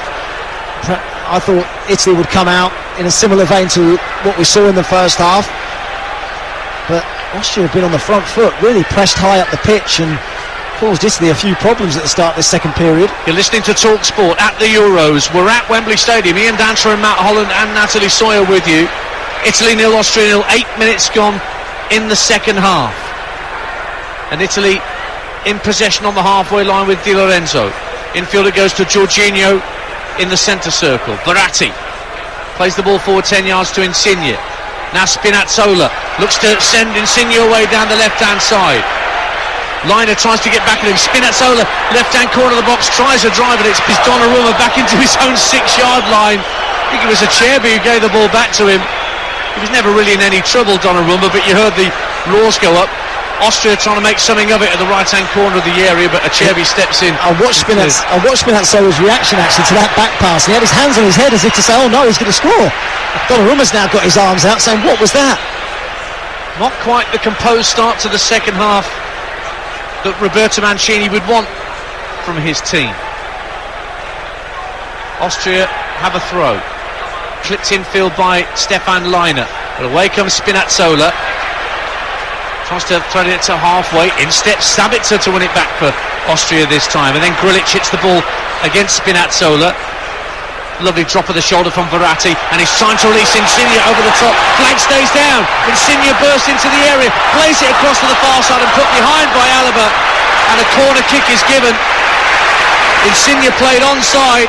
but his cross from the left-hand side was comfortably turned behind for a corner by David Alaba. 0-0. Well, it's like he didn't have the belief in himself to go on his own, and whether he had the pace to get himself into the box and get his shots away. Superb build-up play. Verratti heavily involved. Excellent. As you said, a little drop of the shoulder, little 1-2. Then his ball through was absolutely spot on. Didn't trust himself, Insigne, to go and get his shot away. It was a strange one. He went for the cross rather than the shot, which gives a free kick, a corner kick rather, to Italy. Sent in by Insigne. Up go the heads, and it's headed over. I think it was Bonucci who got underneath the header rather, 8 yards out, and just ballooned over the crossbar for an Austrian goal kick. It's 0-0 with 10 gone in the second half. The last time Austria came here, they were walloped 7-0 by England at the old Wembley Stadium back in 1973. It was actually the game before. Poor touch from Stefan Leiner gives Italy a throw deep in Austrian territory. It's thrown in quickly by Verratti. Gets it back. Just knocks it back down the touchline to Spinazzola. Jorginho carries the ball into the centre of the Austrian half, being closed down by Schlager. Works it to his right for his captain Bonucci. Now they've switched it to the right-hand side, Italy. Di Lorenzo looks for Berardi under pressure. Ball back in field for Jorginho, who's got a bit of space. Trying to slide in Barella down the right-hand side of the box. That's good defending by Martin Hinteregger for Austria. Just put his body between himself and Barella and let the ball drift behind for an Austrian goal kick. 0-0. Asked a lot of Barella, that ball from Jorginho. Enjoyed watching Barella though, the runs that he makes from midfield. I think it's always important to have a midfield runner that gets in support of the front men, goes beyond the front men at times, and he does that well. He's won all his caps under Mancini as Barella. Austria have possession just shy of the halfway line with Konrad Leiner. Oh, good run. He's got beyond Jorginho and he's motored into the Italian half. Crossfield ball into the area. It's dealt with well enough by Di Lorenzo, and then Donnarumma helps him out. Puts it straight out of play for an Austrian throw. Konrad Leiner suddenly showed a proper turn of pace on this near side for Austria. Yeah, he can run as well. He said against Ukraine, I was so impressed with their energy. Well, they all can. They can all run. Yeah, Lima and Schlager in particular, in the middle of the pitch. Here is Schlager winning a 50-50 challenge with Barella. Taken away by Krilic down the left-hand side for young Baumgartner. Rolls it back into his own half for Hinteregger, who's got Immobile at his back, so he turns away and gives the ball back to Daniel Bachmann. And the Watford keeper clips it out right-footed to Stefan Leiner on this near touchline. At least we haven't had a pass from Leiner to Lima yet. Completely wind me up. 0-0. I wonder if tiredness will play a part in this game, because Italy were able to make a lot of changes, weren't they, for their last group game? Yes. Whereas Austria weren't able to do that. They kept an unchanged team, in fact, for this match. So just wonder whether later on in the game we might see that extra energy from Italy. A lot of these players have had 10 days now without a game. Approaching the hour mark on Talk Sport, live at Wembley Stadium. Ian Dancer and Matt Holland with you. Goalless between Italy and Austria. And it's Jorginho just over the halfway line for Italy, looking to direct operations. Di Lorenzo picks it at right-hand side. Good ball in field for Barella, looking to drive down the right-hand side of the area. Grilic has gone with him. Got to the byline, but couldn't wrap his foot around the cross. Running at full pace, Barella. But the ball went over the dead ball line. Another goal kick to Austria, away to our left-hand side, 0-0. Brilliant from Grilic. I was just looking actually at that Austrian midfield, and they were almost holding hands. Grilic, Sabitzer, Schlager. One of them's just been subtly kicked off the pitch by Stefan Leiner. And it's back with the two centre-halves for Austria inside their own penalty area.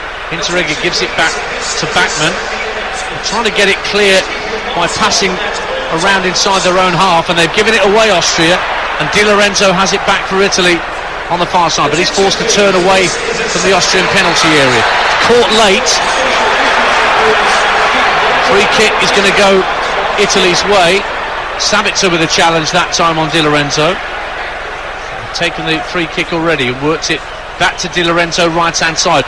Good run inside the box by Barella, but just got caught on his heels a little bit and allowed Daniel Bachmann to slide out and collect the ball. 0-0. Yeah, he wanted it into feet actually. When he made that run, he was coming to the ball rather than making that run in behind. A bit frustrated that it didn't come to his feet. And we should say as well, this Austrian team, I mean, they've got 8 players in the start 11 who play in the Bundesliga. And it's not like they're playing at a low level, a low standard. They're playing at a good level. We've got Alaba, of course, who's going to Real Madrid. That's very true. Of course, there is an Austrian Bundesliga, just to confuse matters. We know what Matt meant. They're playing in the German Bundesliga. The Bundesliga, I guess. That's what the Germans would say. Incidentally, breaking news, Sajid Javid has been appointed as the Health Secretary after Matt Hancock earlier resigned following allegations about his private life. You can tune into our sister stations, Talk Radio or Times Radio, for more information and debate on that. We played an hour at Wembley Stadium on Talk Sport on Euro Game Day Live. Italy 0, Austria 0, and the frustration hasn't quite boiled over yet for the Italians as they fail to make the breakthrough, but it's just simmering, Matt Holland. Yeah, it is, and they haven't started the second half as well as they'd like to have done. Well, Austria are just flying into not just the challenges, but to deny the space, and Schlager wins the ball off Baratin. Here they come with Sabitzer, trying to drive from the edge of the area, deflected wide for a corner kick. I thought for a moment that was going to nestle in the bottom corner because Donnarumma was at full stretch to his right. The deflection off Bonucci took it just the wrong side of the post. Austria have a corner at 0-0. Yeah, from our angle it looked like it was going in. Actually, Donnarumma had it covered, didn't he? He knew it was going well wide. And Sabitzer picked the ball up, and it's a good block actually from Bonucci, but there was for a moment there, from our angle it looked like it was going in. Alaba's corner from the left-hand side for Austria. Onto the 6-yard line, Donnarumma punches clear. Schlager hooks it back up into the air. There's a fight for it. Schlager again at the edge of the box. Breaks for Arnautovic. Drives it goal. Was comfortable save at the near post by Arnautovic. 0-0. By Donnarumma, sorry, 0-0. I've been really impressed with Donnarumma in the Italian goal. You know, the ball that came in then, he's not sitting on his line. He wants to come out, make contact with it, got the punch away. Long ball downfield looking for Immobile, but it's too far ahead of him and come to be collected by Daniel Backman. 0-0 here, 62 gone. Wales out of Euro 2020 earlier today. You heard it live on Talk Sport from Amsterdam with Nigel and Dean and Hugh as they lost 4-0 to Denmark. Don't forget, the next time that Talk Sport come here to Wembley, it's Tuesday. All the build-up from one and then the big one. England-Germany at 5 o'clock on Tuesday, live on Talk Sport. And all the reaction afterwards as well. And Italy are readying a double change here, Matt Holland. Yeah, I'm not sure who the two are. Locatelli's one of them. Absolutely going to come on very shortly. Not sure who the other one is, but I looked at the Italian squad and they've got great depth, haven't they? I mean, 25 of the 26 players have already played football in this tournament. That's something special, really, isn't it? Yeah, only the third goalkeeper, Alex Merritt, hasn't had any minutes. Roberto Mancini didn't play at the Italian 90. That's why he decided to give everyone a run out. Given away on halfway by Austria. Here come Italy, bursting through the middle. Burst out to the right hand side and Barella. The cross is deflected. Might come for Insigne. Goes down in the D. Anthony Taylor wags his finger at Insigne, who wanted a free kick, but instead Austria bring the ball clear. Baumgartner left hand side. Plays the ball into the centre circle. Grilic rolls it to the right and onto it comes Stefan Leiner. Leiner midway point of the Italian half. Rolls it back to Schlager. Now Leiner again, a diagonal ball into the box, looking back. Alaba to head it across the base. Arnautovic! It's 1-0 to Austria! Goodness me! Marco Arnautovic has headed Austria in front after all the Italian pressure. Stefan Leiner's diagonal ball into the box. Alaba heading it back across the base of goal. And Arnautovic from a tight angle nods it home. What a scoreline! The Italians finally concede, and they're in trouble. 25 to play. Italy 0, Austria 1. What a story. They wanted a foul at the opposite end of the pitch. Insigne going to ground. It wasn't forthcoming. They didn't react well to that, Italy. And Austria broke really quickly. It's going to be an offside check. I've just had a quick look at it. When Alaba heads that ball into the path of Arnautovic, it's really close as to whether he's onside or not. What a header, by the way. At a really tight angle, Donnarumma comes flying at him, but he's brave and he's clever, and he heads it back across the goal, in off the crossbar. What a story developing here at Wembley. Italy's absolutely superb in the group stages. We expected them to win this one quite comfortably, but Austria find themselves ahead, we think. Well, there is a goal check underway, as you might expect. It was a tight goal, checking for potential offside leading up to the goal. Well, the offside is going to be Arnautovic from Alaba. Yes. Alaba wins the first header, superb from Alaba. He climbs really high, heads it back across goal into the path of Arnautovic. Does he go too soon? That's the question. It looks so tight. So it's gone to Stuart Atwell in Neon, the VAR official, to make the decision as to whether Marko Arnautovic was on or offside when Alaba headed the ball across the face of goal. For Arnautovic to then nod it past Donnarumma. And Arnautovic senses, I think, on halfway that it might not be his evening. And in fact it's been given against Austria. The goal is disallowed. The roars from the Azzurri blue, they've been spared, so they haven't conceded after all. It stays 0-0 on TalkSport. The goal has been disallowed for offside, and a free kick is awarded instead. And they may well think differently about the English officials now. VAR has come to their rescue. I mean, it is so close, really, really close. It's a brilliantly worked goal. Alaba does superbly well, rises so high to head it back into the path of Arnautovic. It's a fraction. Well, a couple of changes have been made, but here comes Sabitzer for Austria, driving the ball wide. Just had a snapshot from fully 25 yards out. Matteo Pessina and Manuel Locatelli have come on. It's Barella and Verratti who've been taken off. So Pessina wearing number 12 and Locatelli number 5. So they've changed two of their central midfield players there, Matt Holland. Yeah, needed some energy in there, didn't they? Because they're getting overrun by the Austrian midfield. And two players actually scored in this tournament as well, by the way. Yeah. Pessina scored against Wales. Locatelli got a couple against Switzerland. So they're on for the first two changes. We stay at 0-0 then on TalkSport after one heck of a scare for Italy, as Arnautovic thought he'd headed the Austrians in front, only for the English VAR to save them. And the Italian sports writers might be not quite so critical now of English officials as they were in the morning papers back in Italy. Here's Jorginho looking for Spinazzola down the left-hand side of the area, drives it into the box. Immobile tries to help it on its way. Again, there's red and white shirts everywhere trying to win it back. Slightly tired clearance from Schlager allows Italy to win it back. Just over 20 minutes to go. 0-0 it stays on TalkSport then. The ball kept in play, is it? No, it's an Austrian throw out on the left-hand side. So Pessina and Locatelli are on to try and reinvigorate that Italian midfield. I remind you that the players going off are Verratti and Barella. Well, we've just seen a replay of the VAR decision. Is a boot offside, Arnautovic. Well, VAR has not been as heavily criticised in this tournament as we've become used to the criticism in the Premier League, Matt. They came to the decision relatively quickly, and it went against Austria, so it stays 0-0, and Italy keep this proud clean sheet record intact for the moment. They need to up the tempo though, Italy. They've not started the second half very well at all, not kept the ball as well as they'd like to have done. Spinazzola, who's such a threat down the left hand side, he's actually picked the ball up now in the left wing position, but he hasn't got forward anywhere near as much. And he goes back in field to Acerbi, who's caught by Schlager.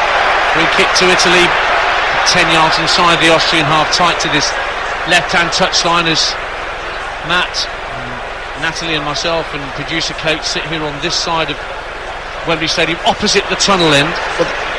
Ball over the top looking for Immobile, trying to get in behind, but Backman swiftly off his line for Austria to clutch hold of the ball. 0-0. There's a stat that just highlights the difference in the first half and the second half. Austria in this second period, 7 shots to Italy's 3.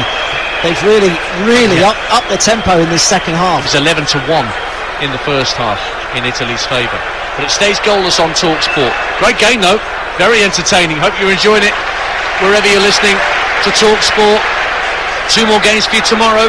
Netherlands, Czech Republic from 5 on TalkSport, followed by Belgium, Portugal at 8, and the winners of this match will play the winners of Belgium, Portugal next Friday in Munich. And of course the little matter of England, Germany to come on Tuesday afternoon, 5 o'clock here at Wembley on TalkSport. We're here en masse. Jim Proudfoot, Stuart Pearce, Sol Campbell, Mark Saggers, Paul Hawksby, Max Ruston. You're not coming, are you, Matt? No. Okay, just checking. You? No. Not needed. Not with that lot. Everything covered. England, Germany. Stay with us on TalkSport for that. Lovely turn from Italy, getting the ball forward to the edge of the area. Might drop on the edge of the box for Locatelli, but he just couldn't wrap his foot round it. The recently introduced substitute. It was the 2 subs combining them at Holland, yeah, Pessina and Locatelli. Lovely from Pessina on the half turn in between 2 Austrian players. Finds Locatelli, who shapes to shoot with his left foot, cuts back on his right, looks to try and bend it in the far corner, doesn't get enough curl on it to get it inside the post, but a bit better from Italy. A bit of a reaction. They need to calm down because they've been forced into so many mistakes, haven't they, with the relentless pressure that we've seen from Austria. They've not kept the ball anywhere near as well this second half. 18 minutes to go of normal time on TalkSport. Austria 0, Italy 0. Immobile sets Insigne away inside the area, checks back onto his right and tries to curl it into the top corner, but far too much on it. It went wide, but again, just signs here, Matt Holland, that the Italians are creeping back into this in terms of their territorial play. Yeah, again though, Insigne, he's going down on his left foot. Why doesn't he get his shot away? He wants to cut back on his right every single time. Grilic for Austria plays it out to the left-hand side. Alaba feeds it into the feet of Arnautovic. Denied that goal he thought he'd scored with the offside decision. Back it goes to Dragovic in the centre circle. The centre half moves into the Italian half. He's allowed to carry the ball for 20-30 yards before he rolls it out to this near touchline. And Liner. Now Baumgartner has come across to this near side. Neat ball in field for Grilic. Has to square it across to miss out the pass of Jorginho. And then Sabitzer was brought down. And Austria have a free kick almost at the midway point of the Italian half. Out to the left of centre. 0-0 it stays on TalkSport. I know he's already gone to his bench, Roberto Mancini. Chiesa's a really good option. His pace late on in the game. It's a free kick to Austria, so the Italians have got some defending to do here. It's to the left of centre. It's not quite in the middle of the half. Alaba standing over it. High line from Italy ahead of the 18-yard box. In it comes from Alaba, headed off the back of Hinteregger. Players go down to the far post. Liner goes down, feeling he was caught. The goal kick has been given by the assistant, and now the Austrians are surrounding Anthony Taylor, wanting further retribution for the challenge they saw was committed on Stefan Liner. 0-0. What a ball in, by the way. Again, he might actually have been offside, Liner, when that header from Hinteregger goes towards him. So I don't think it would have counted anyway. So Anthony Taylor is surrounded, just kind of protecting the ball, is he? But he sort of catches Liner with an arm. Yeah, he was surrounded, wasn't he, Anthony Taylor, straight away by Austrian players, as if to say that should be a penalty. Well, VAR are checking for a penalty here, but once they check for the penalty, will they not then have to check for the offside? Well, surely he's in an offside position. Which came first, the chicken or the egg? The offside or the penalty? Well, that's what they're checking for. Potential penalty is the check here at Wembley Stadium. The Austrian physios are coming on to give a bit of treatment to Stefan Liner. So once again, Stuart Atwell in neon is called into action to have a look at replays to decide whether it should be a penalty kick for Austria or not, as everyone else at Wembley Stadium just waits in anticipation. Matt Holland. Well, I don't see how it can be a penalty when he's in an offside position. Unless it didn't come off Hinteregger and we just completely missed a touch from an Italian player, and it is just going to be a goal kick. Check is over. In fact, yeah, offside is the call. 15 minutes to go. I'll tell you what a wicked ball in from David Alaba. So dangerous to defend, but as soon as Hinteregger gets a touch on it, Liner's offside. but they checked it. You're right, that's what they were checking, whether it did actually come off Hinteregger. Yeah. But it did, it came off, I think, his shoulder. Yeah, it wasn't a clean contact from Hinteregger. Back underway on TalkSport, and Italy bring the ball forward from their goal kick line. Is back on as well. He had a bit of running repairs coming off to this near touchline. Now down the right hand side comes Di Lorenzo. Pessina works it back to halfway. Jorginho has to go back into his own half for the captain Bonucci. Less than a quarter of an hour to go before the prospect of extra time in the round of 16 here live at Wembley Stadium on Euro Game Day Live on TalkSport. Don't forget, Adam Cattrall and Gabby Igbondahor will be taking your calls on TalkSport at the conclusion of this game, and Natalie Sawyer is going to pull an all-nighter because she's back on the Euro Game Day breakfast tomorrow morning from 6 a.m. I bet you were dreaming of extra time and penalties, weren't you, Yeah, Natalie? that's exactly what she had in mind, Natalie, when she came here this evening. Honestly, I would pull an all-nighter. I'd go and find Cass in the casino. Ball's back with Hinteregger. Back into the penalty area for Daniel Bachmann, the goalkeeper, to clear left-footed. But nobody there on halfway in Austrian red. Instead, it's calmly chested down by Spinazzola for a chair beat. Roberto Mancini and Franco Foda once again standing isolated at the edge of their own technical areas opposite our commentary position. Forward it goes from Bonucci for Italy, drops over the head of Insigne, thumped downfield by Austria. Spinazzola tries to return the compliment, and then Liner cleverly wins a throw-in off Spinazzola in the right-back position for the Austrians. 0-0. What an intriguing game, what we got left. 13 minutes, yeah. Plus a bit of injury time. I mean, no one expected this. I think everyone, after watching that group stage, just fancied Italy to have too much really for Austria. Not proved the case. I thought first half Italy were very good. Second period, they've just not got their game going at all. Been forced into mistakes by relentless pressure from Austria, and they've come the closest with that offside goal. Well, 5 years ago at Euro 2016, Austria was supposed to be the dark horses. Insigne played over the top. He's onside, is he? Well, the offside flag goes up at the end.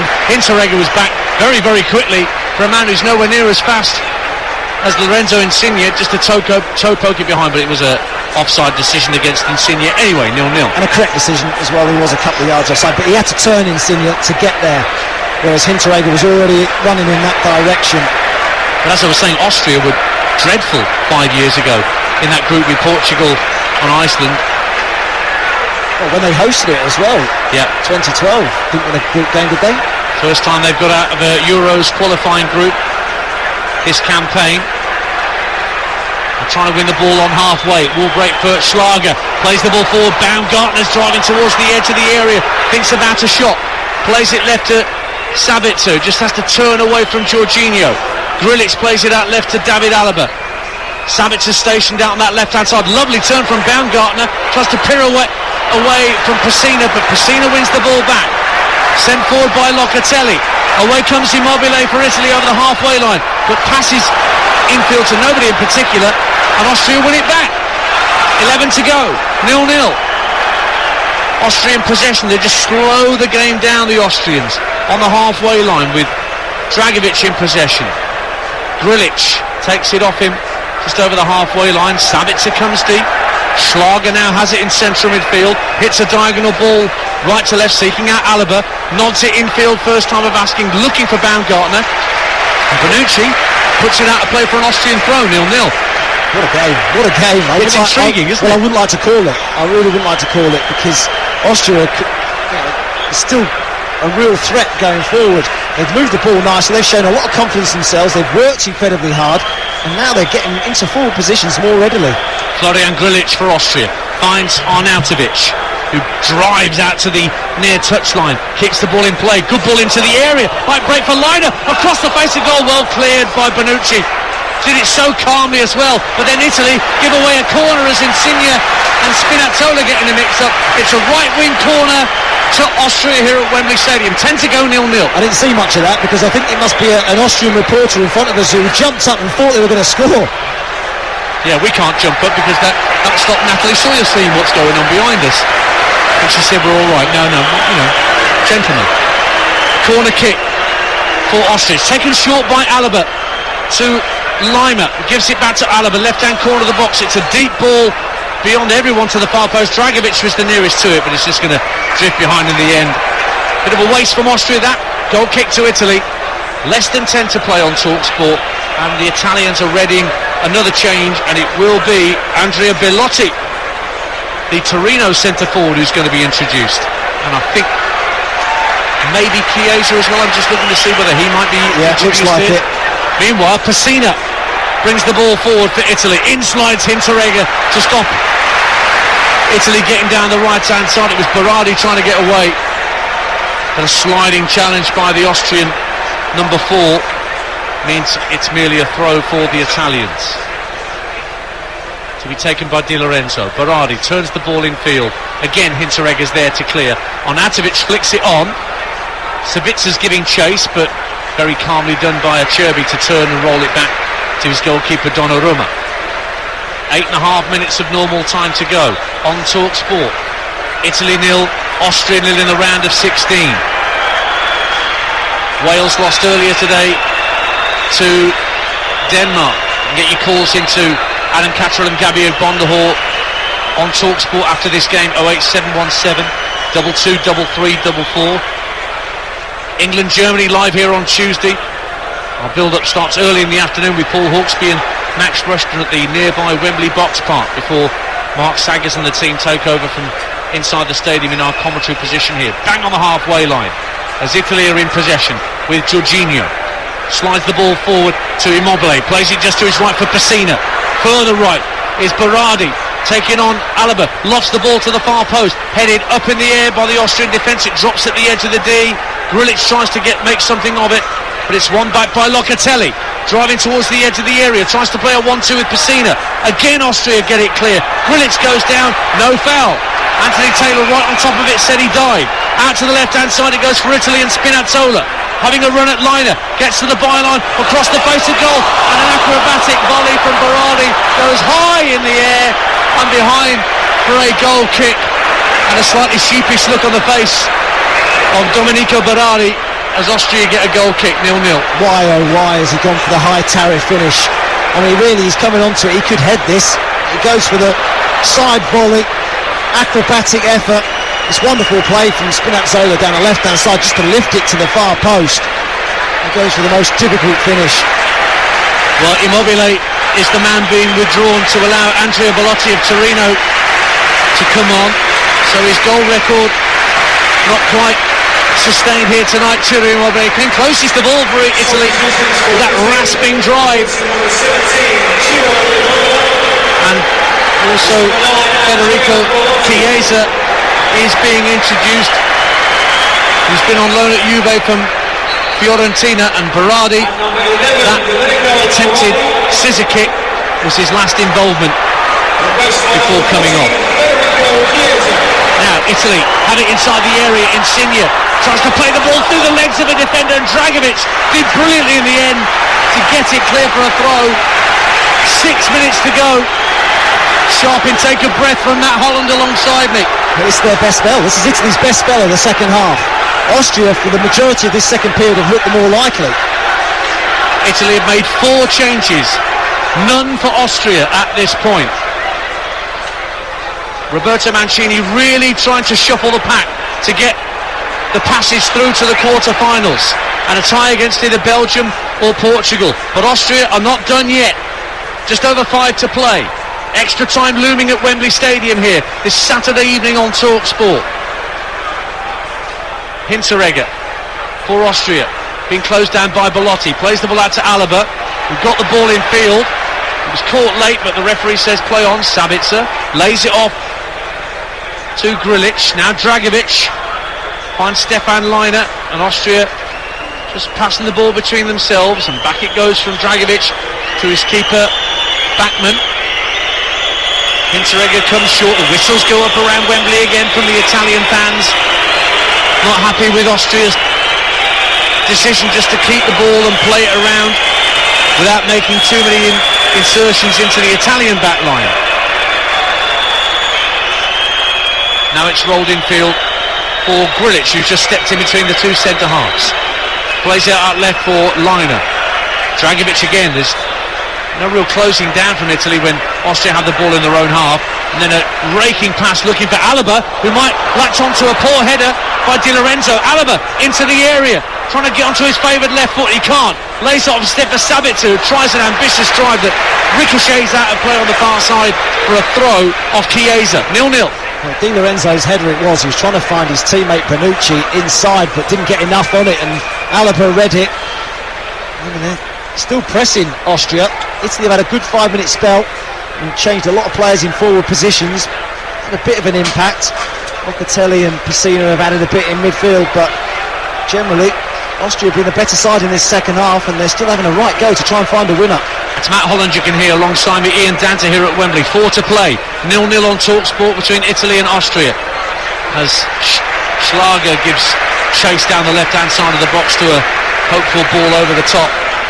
So no changes yet for Austria, Matt Holland. We talked about an unchanged side from the Ukraine game, whereas Italy had all those players rested. Franco Foda's got a lot in reserve if it does go to extra time. Yeah, it's a difficult one for him because he's so pleased with what he's seen on the pitch. It's a difficult one, isn't it? Who do you take off? Because his team have performed magnificently. Still time for a winner for either side inside the regulation 90. Italy in possession on halfway. It's 0-0 on TalkSport. Euro Game Day Live. Here's Spinazzola rolling the ball in field for Jorginho. Now it's picked up by Locatelli. Insigne down the left hand side of the box for Belotti, pulls it back across the face of goal.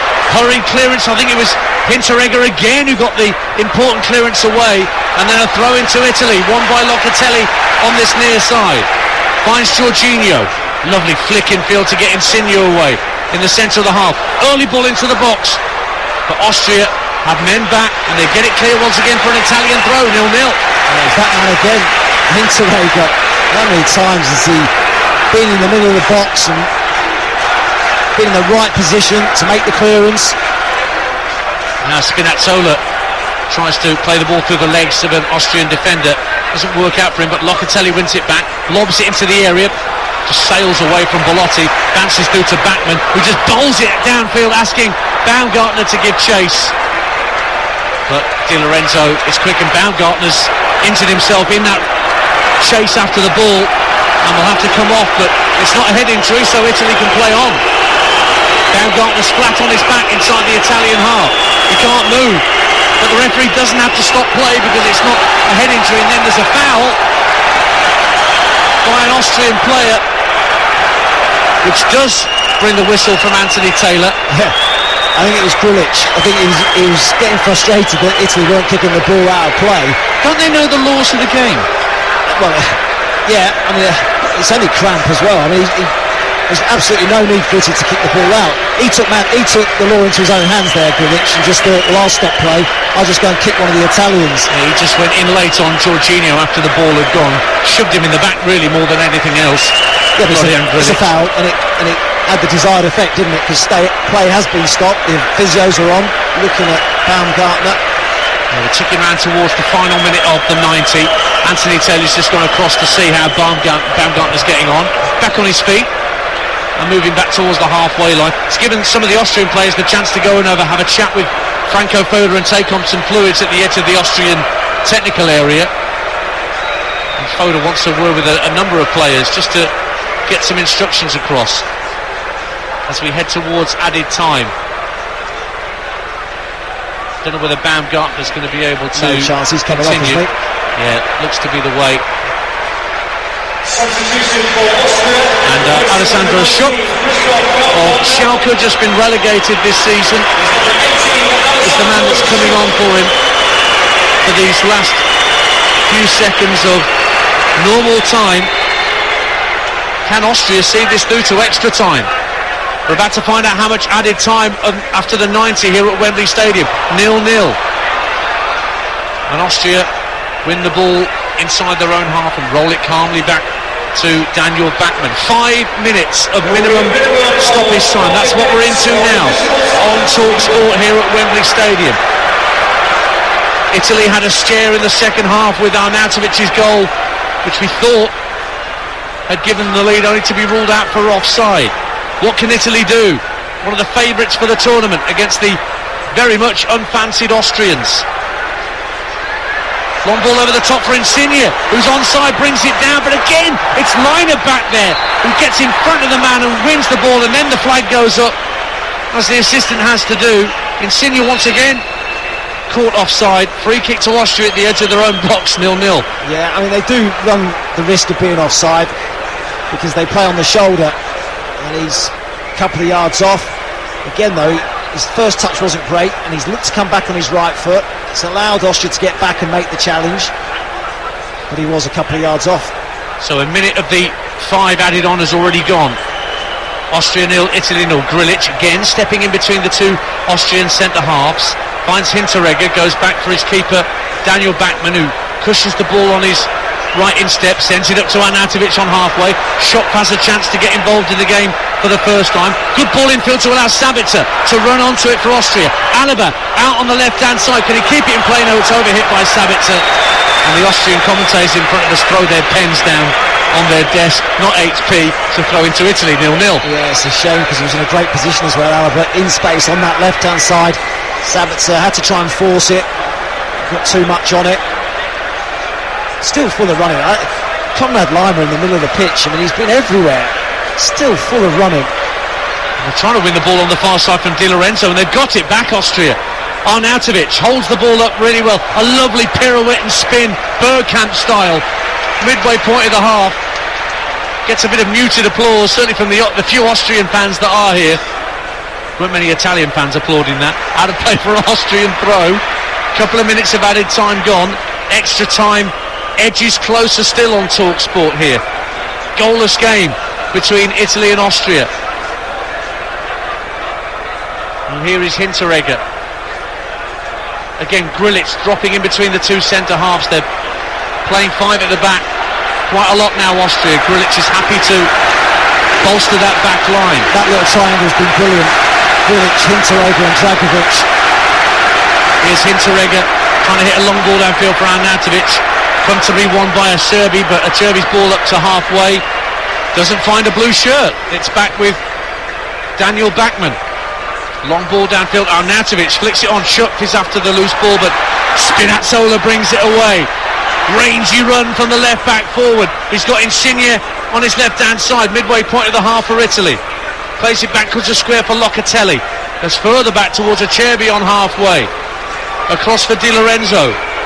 2 minutes of added time to go on TalkSport. Still 0-0. Still Italy trying to win this inside the 90.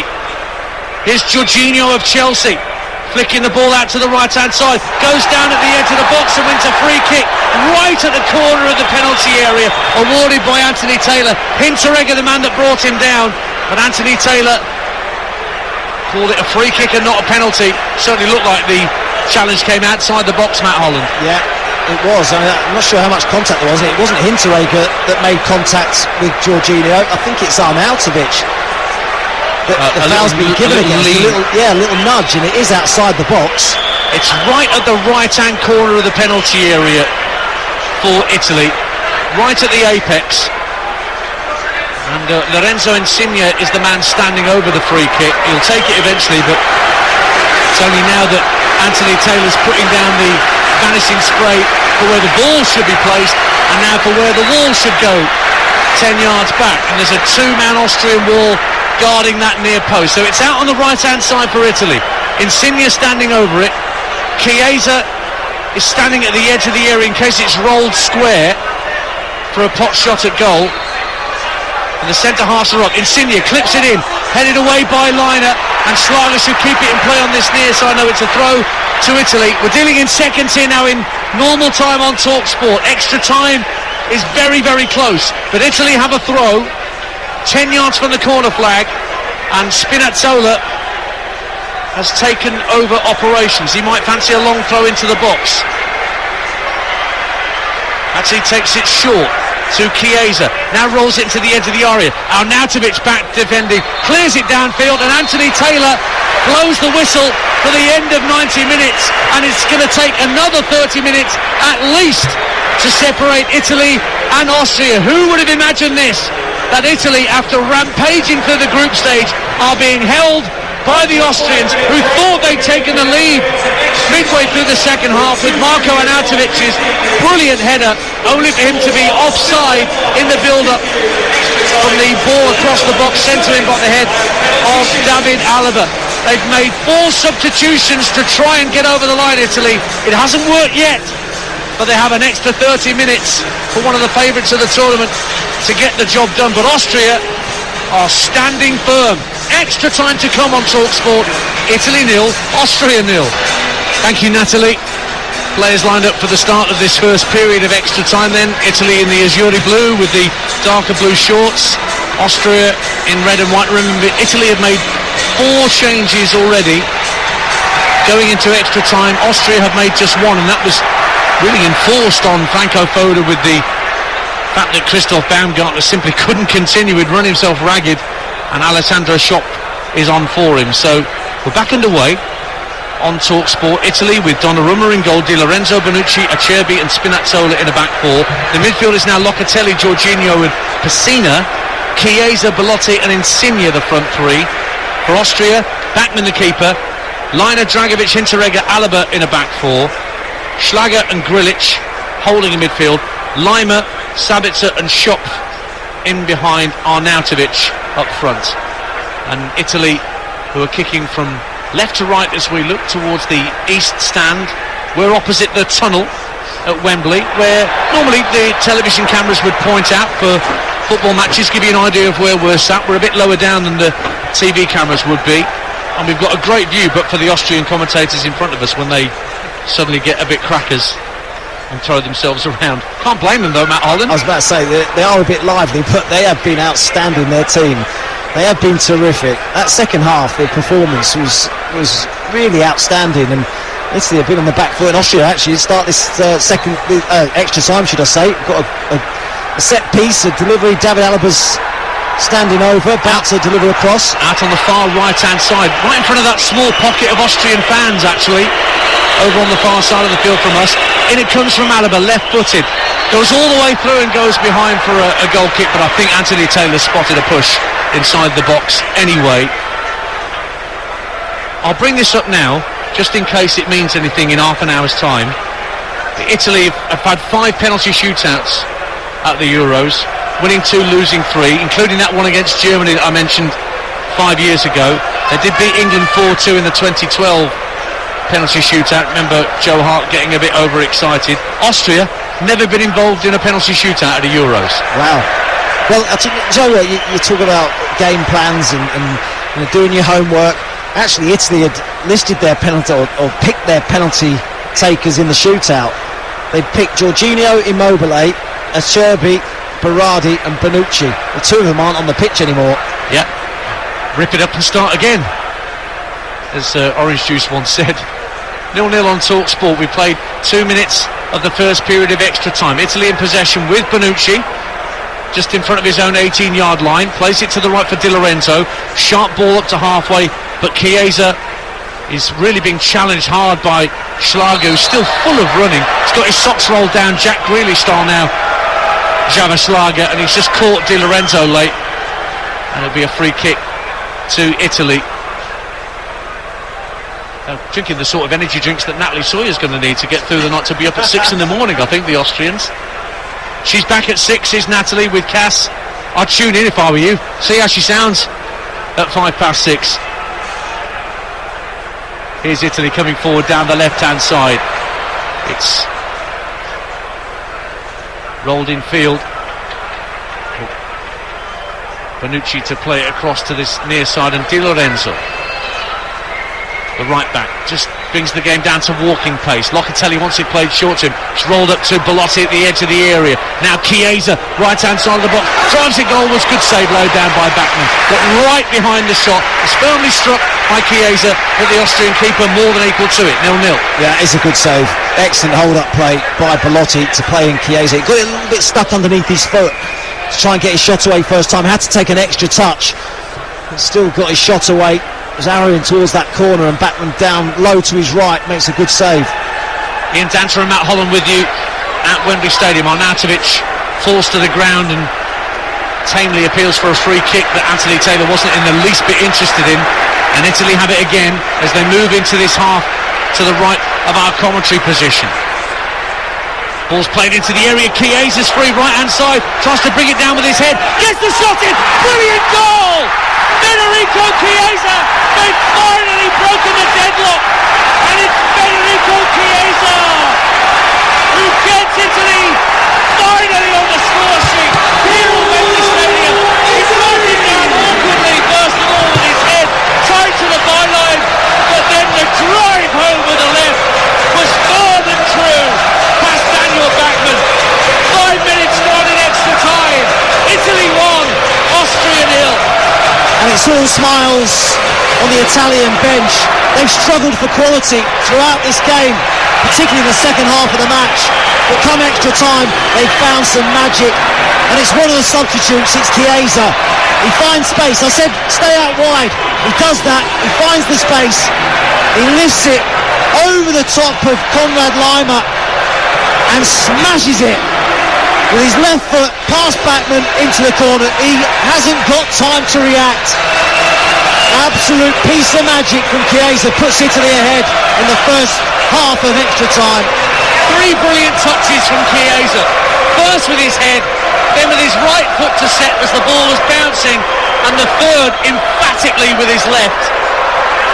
And the son of Enrico Chiesa, who scored for Italy at Euro 96, the last time the championships were held in this country, gets Italy in front. And now Austria have a very different bit of work to do. Chiesa getting the applause from around the stadium as his name is announced over the public address system. It's only his second goal for his country in his 29th appearance, Federico Chiesa. You remember that for a long, long time. Really ever. And it's Austria reacting now because they're making a sub. Yeah, they're bringing on Sasha Kaladzic, the young 23-year-old from Stuttgart, for Arnautovic, so it's like for like, and here he is, Saladzic laying the ball off for Alaba. Now it's taken up by Schlager. Right-hand side, it's chipped in by Liner. Saladzic tries to get a piece of it, it's hooked away by Jorginho. And now Belotti, lovely ball to try and set Insigne away down the left-hand side. Insigne tight to the touchline on the far side of the field, carries it out to play. He's won a throw in actual fact for Italy, just to the left of Roberto Mancini's technical area. 1-0 to Italy, 7 minutes gone in extra time on TalkSport. Yeah, terrific from Insigne. He got them up the pitch and just takes a bit of pressure off them, because Austria now are going to have to throw caution to the wind. And actually, just watching them, when they're attacking now, it's pretty much a back three. Grilic just sits in between those two centre-halves, and they're saying to the full-backs, just play where you want. Alaba especially, he's their most creative player. He's more productive when he's in forward positions, so they're now saying to him, just go and play, just go and get forward as much as you possibly can. Here is Kaladzic, holds it up well actually, and Konrad Laimer tried to set Schlager away, but Bonucci, with all the class you would expect from a man with over 100 caps to his name, just rolls it back to Donnarumma. Here come Italy again, trying to set Chiesa away, the goal scorer, down the right-hand side, but Pessina couldn't find him. So throw, which Alaba will take. They'll look to David Alaba now. Goodness me, created 9 chances for Austria in the group stages, 4 against Ukraine alone, and they're going to look to him increasingly now, Matt Holland, you would sense. Yeah, as I say, I think now there's a saying to Grilic, you just sit with your two centre-halves. Lovely touch by Konrad Laimer, running through the centre of the field, finds Kaladzic inside the area, brilliant defending by Spinazzola, coming across the attacker to step in front and win it back. That's superb defending from the full-back. Yeah, some recovery, wasn't it? And Bonucci straight away ran over to him and high-fived him. He knew how important it was. Now, the edge of the area, almost broke for shot, and then a ambitious half volley from Liner that sails way over the crossbar. It's a goal kick to Italy away to our left-hand side. Italy 1, Austria 0, for the right to play Belgium or Portugal, the game that Matt Holland alongside me tonight is going to be taking in tomorrow night at 8 o'clock on TalkSport. Yeah, that's not a bad one either, is it? I mean, this has been great. This has really been great. 1-0, and people might think, not a lot's happened. I take my hat off to Austria. They've been absolutely magnificent. They've worked Italy as hard as anyone we've seen in this tournament so far, and it's taken a bit of magic to find a breakthrough. Chiesa provided it, Approaching the 100-minute mark on TalkSport. Euro Game Day live at Wembley Stadium. Bonucci, lovely ball, finds Belotti pulling into space just over halfway, but ball got away from him. And here come Austria with Konrad Laimer, now running down the inside left channel. Got Chiesa at his back and Di Lorenzo with him, pokes it out of play, throw into Austria about 5 yards from the corner flag. They're taking it quickly through Alaba. Sabitzer on this near touchline as well. Just knocks it back to the halfway line where the centre-halves exchange passes. Dragovic finds Hinteregger once more, looking for a diagonal ball maybe. No, he rolls it up, looking for Sabitzer at the edge of the area, but went beyond him. Sabitzer put his thumb up to Hinteregger, but the ball just trickled through to Donnarumma. Italy 1, Austria 0, 5 to half time in extra time. Yeah, just need to keep their heads, Austria. You can see them really deflated when that goal went in. Immediate reaction from the manager to make a substitution, but a couple of times they got into that final third, they made hasty, poor decisions. They were a bit worried about the pitch here at Wembley. Neither side, I believe, trained here yesterday because of the number of games that have already been played, and the fact, of course, that England and Germany play here on Tuesday, live on TalkSport at 5 o'clock. But the pitch doesn't appear to be in too bad a state, Matt Holland, looking down. No, it looks good. It looks good. And you got the semi-finals and final as well. And of course, you want the best surface possible for the showpiece. And I think about the surface now compared to the surface when Wembley was first reopened back in 2007. Goodness me, it's night and day. That was a dreadful playing surface at first. I think they went and got the Ipswich groundsman because the pitch was always so good at Portland Road. Always Ipswich, isn't it?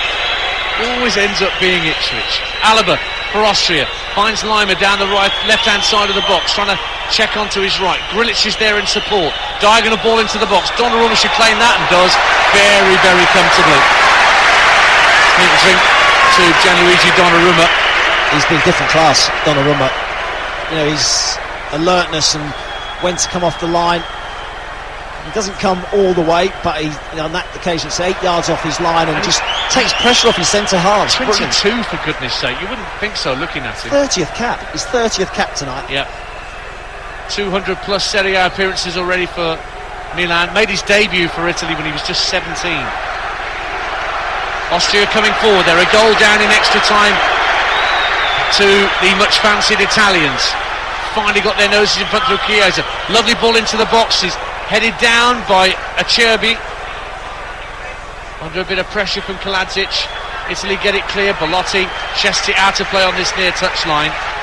3 minutes plus any added time to half-time in extra time on TalkSport. Italy 1, Austria 0. Schlager rolls it right for Dragovic, once of Leicester. Plays the ball into the feet of Schuck, who loses out. And the ball's been sent downfield for Belotti to give chase. Chiesa herring away down the right-hand side ahead of him. Belotti turns inside Hinteregger, who's caught him. Free kick, yellow card for Hinteregger. And Italy will have a pot shot at goal, I imagine, from 25 yards out. Well, actually, they didn't make enough of that counter-attack. If Belotti had got his head up, Insigne had made a run to his left-hand side. Plays it Insigne, and it's probably two, it's probably game over. As it is, he came back into traffic and he's taken the foul. I guess it's a good second option, isn't it? He is a genuine target man, Andrea Belotti of Torino. Played against Wales in that third game in the group stage. 13 goals this season for Torino. Now, Bachmann's organising his wall because I think Lorenzo Insigne fancies a crack at this from 30 yards out. To the left of centre, the Austrian wall is just inside the 18-yard box, and there are a few Italian players standing over it. They've got about 4,000 set-piece routines at their disposal. Italy, courtesy of Gianni Vio, who Leeds United fans and Brentford fans might know, has been involved with them coming up with set-piece routines. He's known as the wizard of set-pieces. When you've got 4,000 at your disposal, you're not bad, are you? So Insigne with this free kick for Italy. He's going to go for goal! Brilliant save by Bachmann. That was destined for the top corner, and Bachmann flew to his right and turned it over the bar for a corner kick to Italy, 1-0. Well, you don't really need a free kick specialist to tell you what to do with that one. He's just bent that towards the top corner, and Bachmann gets across and makes a big save. Lovely hit from Lorenzo Insigne, and he will have the corner kick on the far side in the last minute of normal time in the first period of extra time. Driven into the near post. It's a good header out by Kaladzic, the young striker who's come on for Arnautovic in extra time. Italy send the ball back to halfway, and we'll start again with Spinazzola. Just chips the ball out to the left-hand side, but Insigne still waits. Brings it down superbly on his instep. Left-hand corner of the box. Plays into the area. Belotti with his back to goal. Trying to feed a teammate. It's Pessina! Pessina! That's it! Italy is surely through! 2-0 to the Italians. Matteo Pessina drives it home. The set-up play from his pal Belotti. Did all the hard work, and he just lashed it home. We approach half-time in extra time. That should be that. Italy 2, Austria 0. It's been a valiant effort from Austria, but they look very tired. Italy take advantage, and it's the substitute Pessina scored the winner against Wales in the group stage. He's added another one here. It's excellent hold-up play. Started off with a big diagonal from Spinazzola, who's been terrific tonight. The hold-up play's superb, and when he picks possession up, he just moves it half a yard past Hinteregger and smashes it into the bottom corner from about 6 yards on the angle, past Bachmann. That surely is Italy into the quarter-finals. Austrian mountain to climb for Gaskin and Franco Foda now. As we approach half-time in extra time, Italy have some clear blue azuri water between them and their near neighbours. Ball's out of play for an Austrian throw on the right-hand side, and there will be a minimum of 1 extra minute at the end of this first period of added time. And now Austria have got to find 2 goals without reply against a team that hasn't conceded in over 18 hours. And there goes the half-time whistle in extra time. So goals from Chiesa and Pessina in this first period have given the Italians the chance to thrust 1 foot into the quarter-finals of Euro 2020. Half-time, 2-0 to Italy. Luis Schaub is coming on for Austria for Florian Grilic to add a bit more attacking impetus to the Austrian midfield. We're back underway on TalkSport. Austria 2 goals down and staring down the barrel of an exit from the Euros after their first time ever getting through to the knockout stages. And Kaladzic just hits a hopeful ball downfield. It might break for Liner down the right-hand side. It's picked up by Schaub. What a try! What a save! Donnarumma, brilliant save! Thrust out a left hand. How on earth did he keep that out from Luis Schaub, who drove it so venomously goalwards? Stays 2-0 to Italy. That is out the top draw from Donnarumma. That was hit with so much power from 22 yards. It looked like it was arrowing into the back of the net. He got across his goal, stuck out a left hand and somehow clawed it away. Outstanding goalkeeping. Luis Schaub with a wonderful effort. And now Italy coming forward at the other end with Chiesa. Early ball into the box. Belotti steadies himself and shanks his shot completely. Thought he'd steadied himself really well from Chiesa's cross. Nothing doing though. That's the risk you take. Austria have thrown everything at it, leaving space at the back. Of course they have to. They're 2-0 down there, 15 minutes from going out the Euros. Now, right-hand side, here is Luis Schaub, who plays for Luzern in Switzerland, one of the few players in this Austrian squad that doesn't play in the German Bundesliga. Wins a throw on this near side. Schupf wants to give it to him. Instead it goes back to Stefan Liner. Diagonal ball into the box. Donnarumma, well, he's not dealt with that too well, but he's been helped out by Anthony Taylor, who says he was being fouled. Free kick. And it will be a chance for Italy to get the ball downfield as the Italians make a final change, I would think. We're just seeing a replay of that save from Donnarumma from Luis Schaub. It's no wonder they keep so many clean sheets with him in the back. That is, honestly, it's out the top drawer. That really is some hit and some save. Brian Cristante is coming on the Roma midfielder, also playing defence as well, but he's coming on for Insigne, and that's a clear statement of intent from Roberto Mancini. What we have, we hold, with a 2-goal advantage and 7.5 minutes of extra time to play on TalkSport. Ball struck downfield by the right boot of Donnarumma, headed back towards halfway. Kaladzic tries to win it back. Offside flag goes up against Italy, so Austria have a free kick midway point of their own half. So they've got Kaladzic, and Gregoric is on as well now to bolster the front line. Schlager went off so that Grilic could come on, so they've got 2 tall strikers up now, Matt Holland. Oh, they've got to do everything, haven't they, to try and get back into this game. Just throw the ball forward at the earliest opportunity. Here is Salajic finding Schaub on the right hand side, back into the area for Kaladzic. Good skill from the youngster. Back it goes to Lima. Alaba having to drift away from the penalty area and back towards the centre circle to keep possession for the Austrians. Sabitzer wheeling towards the edge of the area, just can't quite break through the lines of the Italian defenders, and Italy bring it away with Di Lorenzo, who's got only Belotti ahead of him, but Di Lorenzo's full of running and he's charging into the Austrian half. He's got through 4 or 5 defenders, goes for goal and smacks it well wide, but what a run from Giovanni Di Lorenzo. It's like Forrest Gump, that was. What a run, honestly. That would have been the best goal I've ever seen. He picked the ball up in the right back position and just ran and ran and ran, and it opened up, and then he thought, well, why not, from about 30 yards on the angle. I mean, the shot was awful in the end, but what a run. Stays 2-0 to Italy. Got just over 10 minutes of extra time to play, and Austria needs something very, very quickly if they're going to have any chance of worrying Italy. But they want it back again, the Azzurri Blue, driving through the middle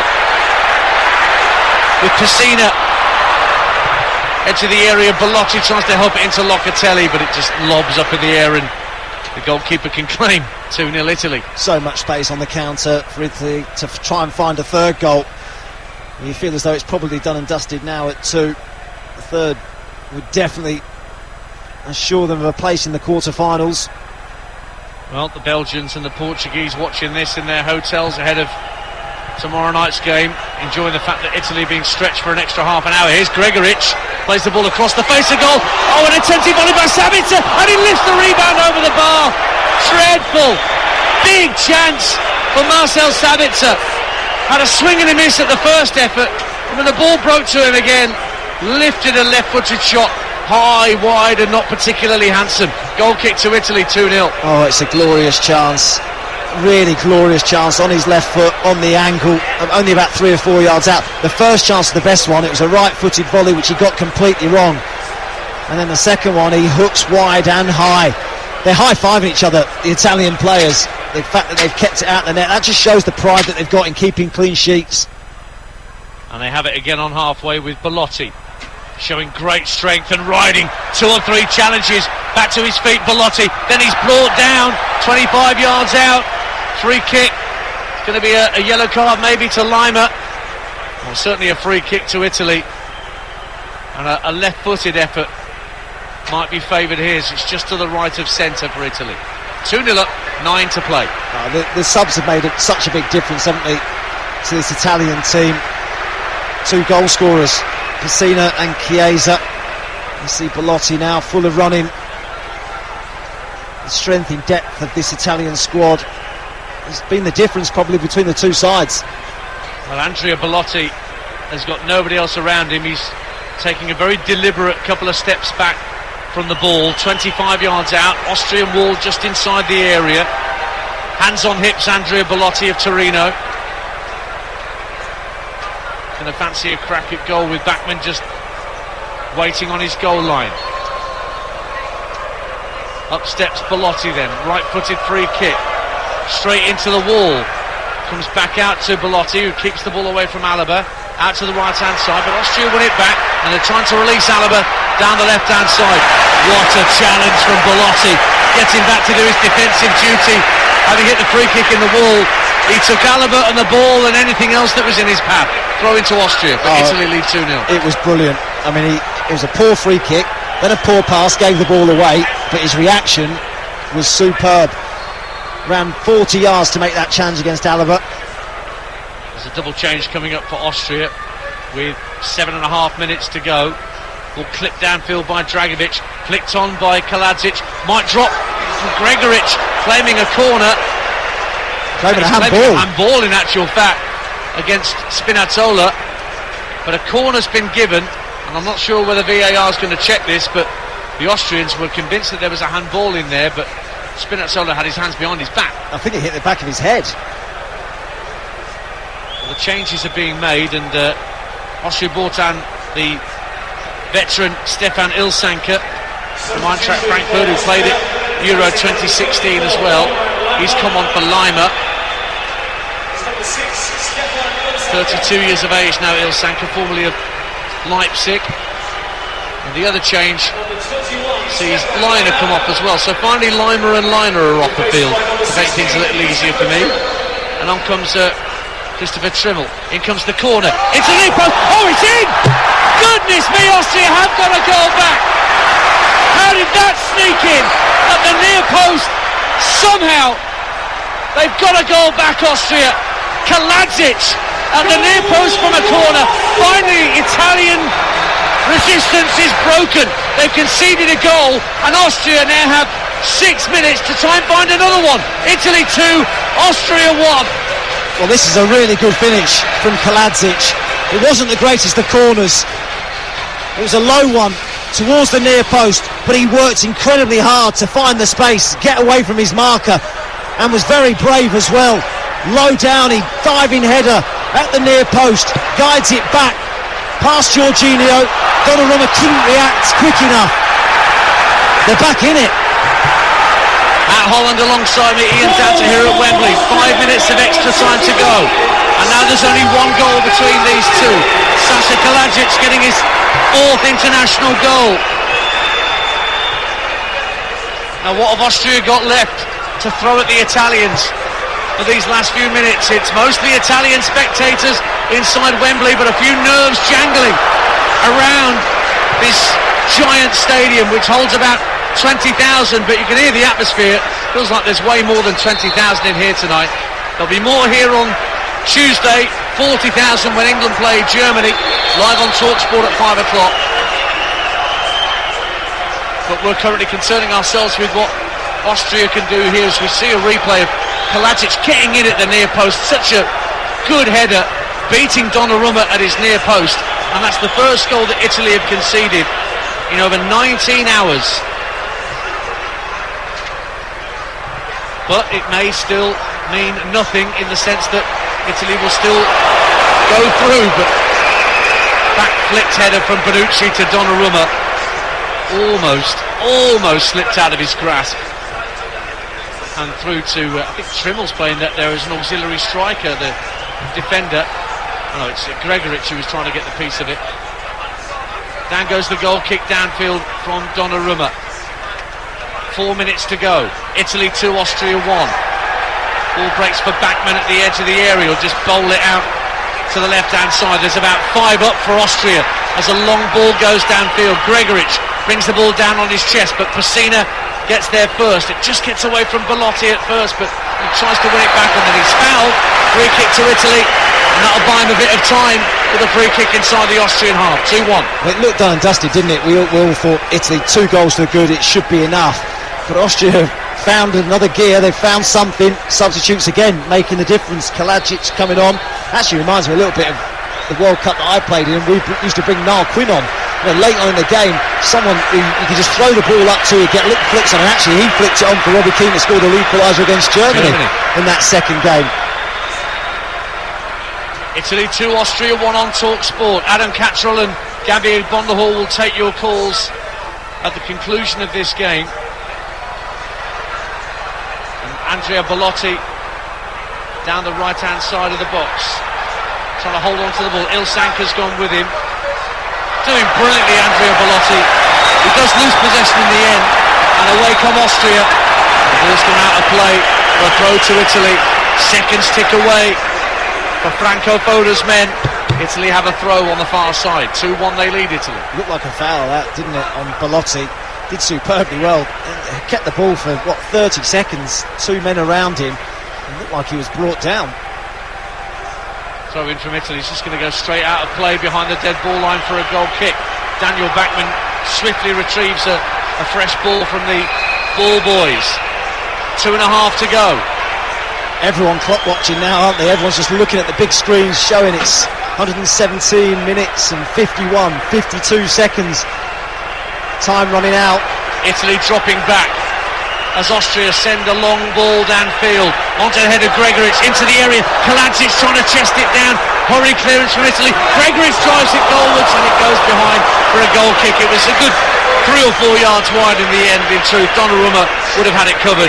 Goal kick to Italy, and they still lead 2-1 here. Yeah, Kaladzic trying to just claim that it was a corner and it had flicked off an Italian man, when actually I think it came off his foot last.